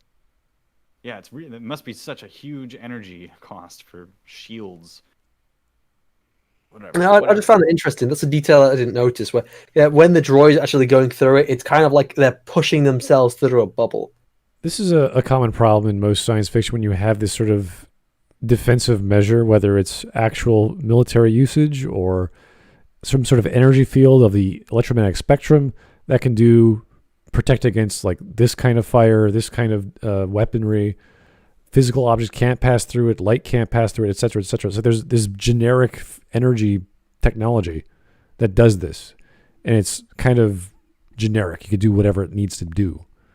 Mm-hmm. But without proper explanation, we're just like, we're still stuck in Star Wars land. This is still looks good. Does it look great on camera? Do it then. So is it consistent? I don't think so. Does it make sense? I'm sure if there's some detail about the culture of the Gungans and how they use shields specifically for water and their underwater bubble. I believe that different cultures, different species are going to develop different variations of technology, which are going to have different effects. I like the idea of shields being cheap and that kind of thing, but they can be overwhelmed by the energy that you shoot at them. I think it would make exactly sense how more. exo-armor It's works. more about the power. That the more power you can generate, the stronger the shields are going to be. It's going to work in the same way. It's just going to have. The object is, or if it's a charge, if it has to do with ions. Like there's so many things that you could do. So many things that you could do. But the thing that bothers me here is it's like, okay, so The Last Jedi fixes this how if it's always been like this. Oh, Edax just brought something up that I completely forgot about. Admiral Akbar directs all the ships to concentrate their fire on the Super Star Destroyer. And that's why the shields are down. That's my point, is that if you just have enough energy directed at a shield, it gets overwhelmed. No. Because it's contradicting what E.C. Henry's saying. E.C. Henry's saying absolutely. The reason why the A-Wing can go through here is because it can go through shields when they already say that they're all concentrating fire on the Super Star Destroyer, which you believe that takes down the shields, which means the A-Wing can go through and kamikaze. And then he sounded the same impression that shields are projected outwards beyond the ship, as opposed to being constrained to the proportions of the ship, which I didn't understand that at all, because it doesn't make any sense. How would that work? We never see blasters fall short of hitting a shield. We always see it hit and there being some sort of weird energy thing on the ship. Here again, creating more problems. It's not fixing, it's range of blasters and then being able to go through shields. It sounds like that's not fixing anything. Yeah, it sounds like if it's I more of fire a a big enough gun at any piece of armor, it'll eventually go through. It's just about how big that gun is and how many times I hit it. Even if he's using this as a reference for like how the physical objects can get through, again there is a physical force here that makes it more difficult for the droids to get through the shields. They're forcing themselves through. If you had something going a much faster velocity, say a ship, and it goes and hits the shield, it's going to explode because the force and the resistance of the shield is going to be so much more when it hits. And here's another thing to consider. At long range, most weapons are ineffective, but at close range, large ships are super ungainly and can only hope to slog it out until someone hits a sweet spot. Fighters solve that problem by their ability to penetrate shields and operate within that lethal bubble at speeds high enough to evade heavier weapons. That's why when engaged... This is so stupid. You know the reason why they use fighters? Play Star Wars 2005. So Star Wars Battlefront 2005, sorry. Where the bigger ship. The fighters can actively attack targets on the ship. It's an advantage if you can get if you're not only attacking it with your other ship, that you can also attack with these fighters. The fighters can go around, they can bomb targets, they can do lots of damage because if you go to World War II, for instance, which is what this is inspired from, the bombers were often used very much in tandem with the ships, not because the ships were ineffective, but because it was also an advantage to have something else dropping these bombs. The torpedoes in some cases, other cases they did use certain kinds of bombs. For the Tirpitz, there was one of the German Nazi ships. They invented a specific kind of bomb to attack it because the armor was so thick. It wasn't a torpedo; it was something they had to drop from a very long height. What? Yeah, it's an advantage thing. It's an advantage to have bombers and fighters also in the field. If we just assume that blasters are more effective at destroying targets than shields are effective at defending them, then everything in Star Wars, the PTOT, blah, blah, blah, makes sense without having to make any changes to it. You just go well, yeah, of course you'd use a fighter. If the blasters on the fighter are that effective, if they can just blow up pieces of the ship part by part, then the only thing we need is a bigger gun that's on the bigger ship to take out the shields. Then the fighters can go in and hit them with the ion cannon and the the proton torpedoes and all, and the proton bombs from the Ywings. The doctrine makes sense if you follow it. But this is just disingenuous because it's him trying to make The Last Jedi make sense in the world. Like, oh, I figured out a way to be so sophistic that it fixes a problem that didn't exist. If I make the original thing a problem, then Last Jedi fixes it. But it's only a problem because The Last Jedi is changing things. Yeah, I mean, if you brought back the Battlefront 2005. I might not be remembering correctly, but don't you have to take down the shields of the spaceship first before you can kind of land inside their hangar? Yes. Yeah, that's what I remember. Shields before you can board. Yeah, the shields have to be down. Your ship can't just fly through the shields. At least according to that game, you have to take down the shields first, and then because if I remember correctly, in the original trilogy, the A-wing that kind of flies into the hangar, it's like late in the battle, so it could be very very likely that the ship had already the main cruiser had already lost its shields by the time the A-wing was able to just fly into the hangar.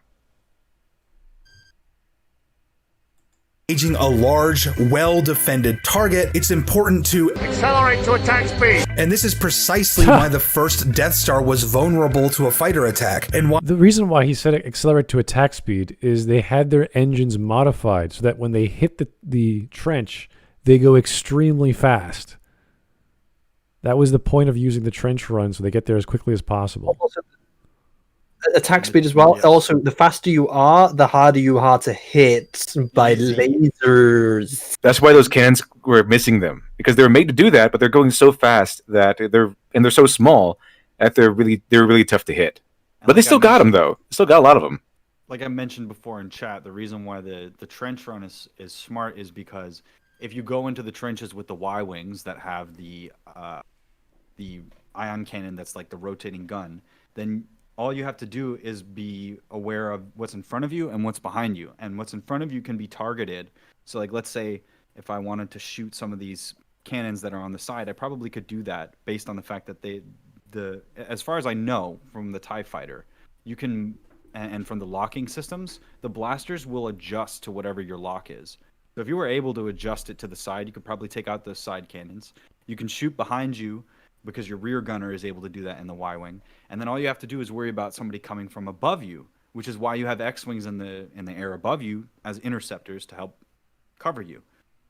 That's kind of the safest plan when it comes to attacking this one position that's at the end of this trench. Whereas most people go, why didn't they just go in and straight at the hole? Because, well, then they would be in the air. They'd be able to be shot down by TIE fighters. They'd be able to be shot down by the stationary guns. And the targeting system would have to be at a certain range to be able to hit it. So it's like everything makes sense already. You don't have to change anything from the OT to make any, or at least from A New Hope to make sense. What part of the only thing that you need to change is explain how in Empire Strikes Back they landed inside a worm and went outside without pressure suits, because apparently the inside of that space worm has Earth-like conditions. That's kind of a bizarre thing. But other than that, I think all the space combat makes a lot of sense. why the first Dreadnought could be engaged in a similar way, and why it's of critical importance that large vessels have a significant fighter escort. That puny ship is too small and to too close range. We need to scramble out fighters. If you can manage to scrap a capital ship's entire fighter escort, it's essentially a sitting duck. In the Rebellion's attack on the first Death Star, there would have been virtually no danger if it weren't for its supporting squadrons of TIE fighters. No, just there was like still there a lot was of virtually danger. no danger for Kylo and his wingmen to waltz up and destroy the Radis's bridge. That's now, there are stupid. likely still a few lingering unanswered The Last questions, Jedi. but I think it's pretty incredible how The Last Jedi took random bits of space combat from the entire saga. No, this is the thing that's confusing. He's saying that since The Last Jedi introduced the idea that those little turrets can't hit the fighters, therefore the rest of Star Wars works that way. But that's not the case. The Last Jedi just made those things ineffective to make the plot work. Yeah. And the fact that Poe is really good at his job, which is a who knows what the probability of him doing that. It was like a turret every second and a half or something. The number of turrets and the amount of time it took.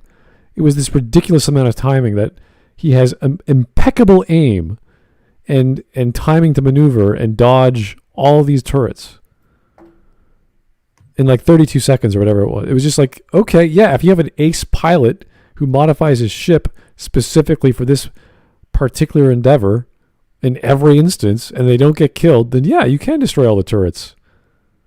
Let's not forget the whole plan to destroy the turrets was completely worthless anyway, but fine. This is like going backwards, like looking at the references from the old video and then making a new induction without you don't have to do that. You just look at the film and go, okay, this is what happens. Let's look at the previous films and see if they're the same. And they're not. And he's using references that don't support his opinion. This is just, I don't know. It's every day. Every single time we cover The Last Jedi, there's more and more problems. Yeah. It's a gift that keeps on giving. It's like a... Yeah, it hasn't fixed anything. In fact, it's made things worse. Thank you. Yeah, The Last Jedi is kind of like a Lovecraftian beast. It just keeps coming up with new ways to make you miserable. What I find really bizarre is like people like E.C. Henry and a lot of the other people which do end up like defending The Last Jedi. They're very competent people. They're very intelligent people. But the problem is when it seems to come to specific things like The Last Jedi, they just can't ever accept that it's bad. It's fanboyism. It's just fanboyism. It gets everyone. It can get anyone. It's blinding bias. It's coarse and it's rough and it gets everywhere. Bias is everywhere. It's annoying when it gets into these people who are really competent. E.C. Henry is a very intelligent person. He's very talented. He's more talented than I am. So I don't know if that means much, but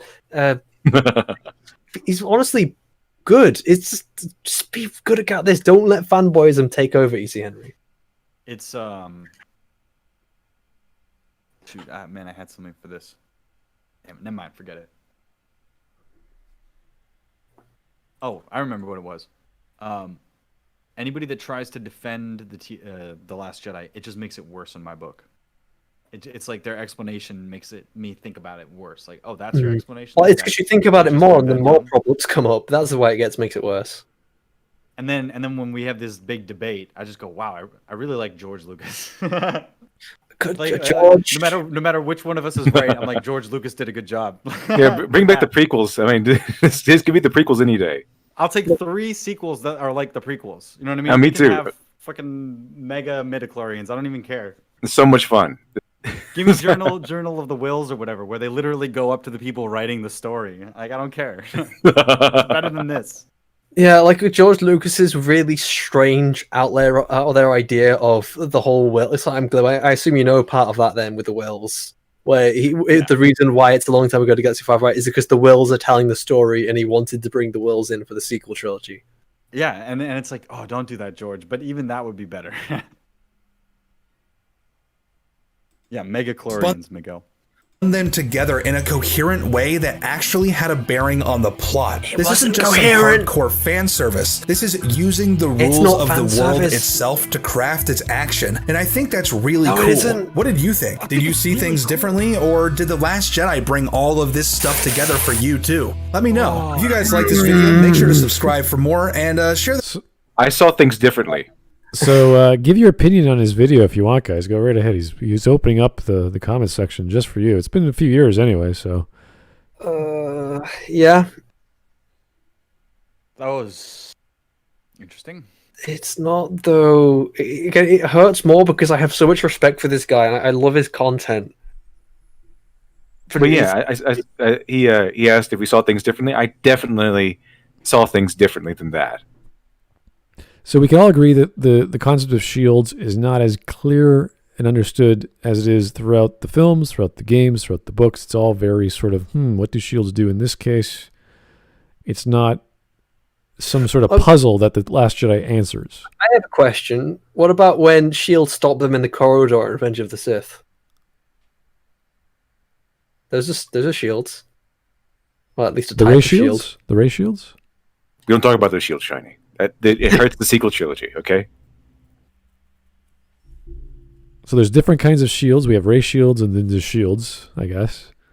The shields, ray shields, drop shields, radical shields. No one can get past a ray shield. It's impossible. Ray shield. Who? Yeah. What's your name, girl? Ray. Ray shield. What's your Ray last shield. name? Ray shield. Oh my god. Marauder shields. Oh, Marauder no. shields. Marauder shields.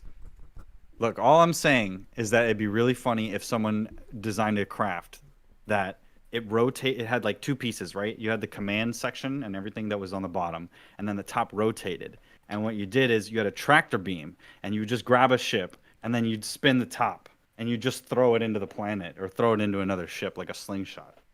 Why don't we have science fiction that's like that? That'd be awesome. Why can't we just have a Ray at the end of the last movie just turn around and say that she's Ray, and then like her face falls off, and she's actually an android from Star Trek, and is setting up the whole next series where Star Trek and Star Wars are going to intermingle and cross universes. Name's Ray. Ray 2D2. Oh. She has a positronic brain and everything.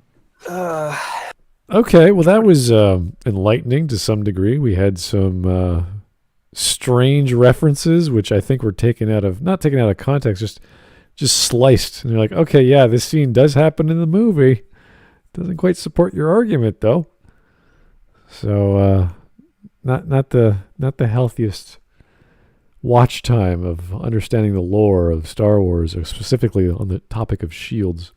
How come like 9 times out of 10, whenever a person trying to defend The Last Jedi brings up the original trilogy, they have to remove all the context of why this particular thing happened in the original trilogy, and because when you put in the context, it's completely different, and sometimes it even hurts their argument. But if you remove all the context, it might remotely seem like, oh, okay, well, you're just all being hypocrites then.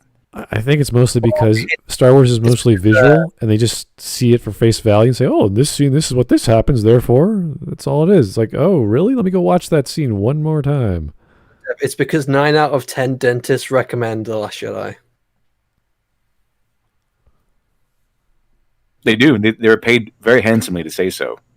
I find it very hilarious when all those things go up. It's like dentists just recommend anything. Like 10 Jedi recommend lightsaber. Just recommend this. They recommend everything apparently. It should be a YouTube channel. Let's get 10 dentists together, and then like 9 of them will agree, and then one of them will be Glib or somebody, and then they just slide the money in Glib's pocket. It's like, okay, fine, I'll 10 out of 10 dentists recommend this. Here's the greatest... the channel be called Dentists Recommend Things or something. Oh no, that'd be great. Here's the greatest super chat of the evening, at least in my opinion, of course. Old lady, what's your name? Ray, old lady. Ray who? Ray. Raid Shadow Legends. Good now, the most ambitious character of the year. I love that it's spelled Ray like R-A-Y, because all these female characters in the Star movies now have male names. You got Ray and you got Michael. And imagine if I went back to 19... Ray is that much of a masculine name. Michael Burnham, yes. Bill, yeah. Ray, it's more I've new. literally never met a female Ray that wasn't a Rachel. I've never met a person called Anakin. Yeah, but Anakin that's not a real name though. That's a Star Warsy name. That's not like it doesn't. That's not like Ray. Hey, Tony. Hey, Tony. Is that Ray and Mikey over there? I'm not thinking about two girls, two precocious main characters of a Star movie. And some people theorize the reason why Anakin turned evil because everyone, decades of being called Annie for all that time will turn any guy crazy. Annie. Oh, don't forget Beckett Mariner. Thank you, RMAXDX. Beckett Mariner. There you go, Beckett Mariner. Holy. Who's naming these people? Another male name, dude. Bill Potts is the worst one for me. Bill. Oh yeah, from Doctor Who. Why name just because she has a different sexuality, she has to have a man's name? Is that why? I think there's no reason why she should have a man's name. Perfect example of treating gay characters wrong, because the only thing that defines her entire character is that she's a lesbian. and that's her entire character. And she makes sure every 5 seconds that you know she's a lesbian, and that's not how you do these characters. It's the same thing with a Batwoman. Every 5 seconds, she has to remind you that she's not straight. And wasn't the plot of Bill's first episode the fact that she was a lesbian? Yes. She makes sure every 5 fucking seconds in every episode that you know she's gay. Like not only was it like a factor of a character, it was the critical factor of the entire plot and the critical factor of her exiting of the show, because it came back. It came back. Power of lesbian saved her life. Exactly. To come up with one of these woke characters, you just need to think of the most masculine name you can think of, and then make that a strong female character. Tony. So, yeah, Tony. This is my protagonist, Frank. She's a real, she's a pretty little girl, Frank. Her name is Chuck Steak. Chuck Steak. Brett. I think all the names in Star Wars are pretty poorly made, or just phonetically strange. So it happens a lot. Sometimes they get lucky with a name that sounds reasonable, but they're all like, savage or press or like Barris. No, in the past, this sort of thing did happen, where you had like a character that was male or having a girl's name, and then having a character who's female having a boy's name. But it was treated as something that was like very unique and different. Especially when it's a guy having a girl's name. Usually you find that in comedies. Like, your name is Susan or something. A boy named Sue. Yeah. Game any of you seen? What's it called? I'm kicking myself and not remembering the name. Firefly. Oh. Firefly? No? No one? Not yet. I have, of course, I've seen Firefly.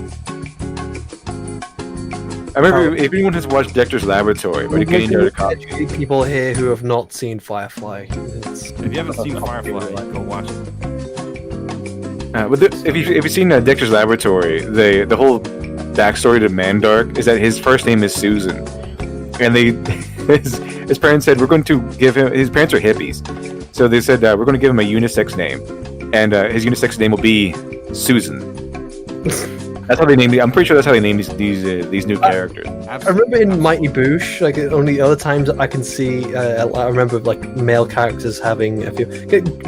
Jane in Firefly, he was. It was rare. It was something that they actually played with. It was fun. And then when it came to the only one I can think of is Mighty Boosh. They had. It was really stupid. They had the Mirror World. It's Mighty Boosh is a comedy, and they had a very strong, empowered female character. Gee Dump Truck. There you go, the French woman. I've released it. I want to plug my interview with Shadiversity. My link's in the description. I released it, and I hope people like it. It's got popular so far, so just go watch it, and it's a lot of fun. Alrighty, well, guys, check that out on Shiny's channel. Glib, did you have something pop up on YouTube? I didn't catch it. I don't know if there's something there yet. I'm just I released a couple things that's kind of funny because it's sort of related to what Doomcock was talking about. So I got a lot of time now. Well, compared to me, I'm not going to have much time left. I don't know how much time I'll have when I go to uni in like a week. Oh shit! It's gonna be like a week now before I go to uni. That's coming up fast. My video with Shadiversity is going. Like, it's doing so well. It's about 500 views behind. So right now, it's according to video analytics, it's reaching about it's getting. But it's going to get done. It's getting done. Alrighty. I remember like a few weeks back, you were saying, "Oh look, it's nearly done." It's like I'm talking about the is Superman still relevant today? A lot of stuff went into that one. But according to some YouTubers, my editing is very, very lazy. So it probably should. I don't mind playing Fall Guys. I just don't have it. I can happily gift it to all you fellas if you want to have a game night. That's great. I don't mind. Yeah, I want to make a game night where it's all of us. I'm just gonna have to hold Glib and Dev hostage so they can't escape. No, I just don't like to play. It's just fun to hang out with mates. I don't want to play Fall Guys or whatever. But no, yeah, I get hanging out, but then I have to play the game. You know what I mean? That's why I usually don't play games with people. We could try something like Halo. Nah, we don't have to do. I've played Halo before. It's pretty fun. Because I remember you did seem to want that.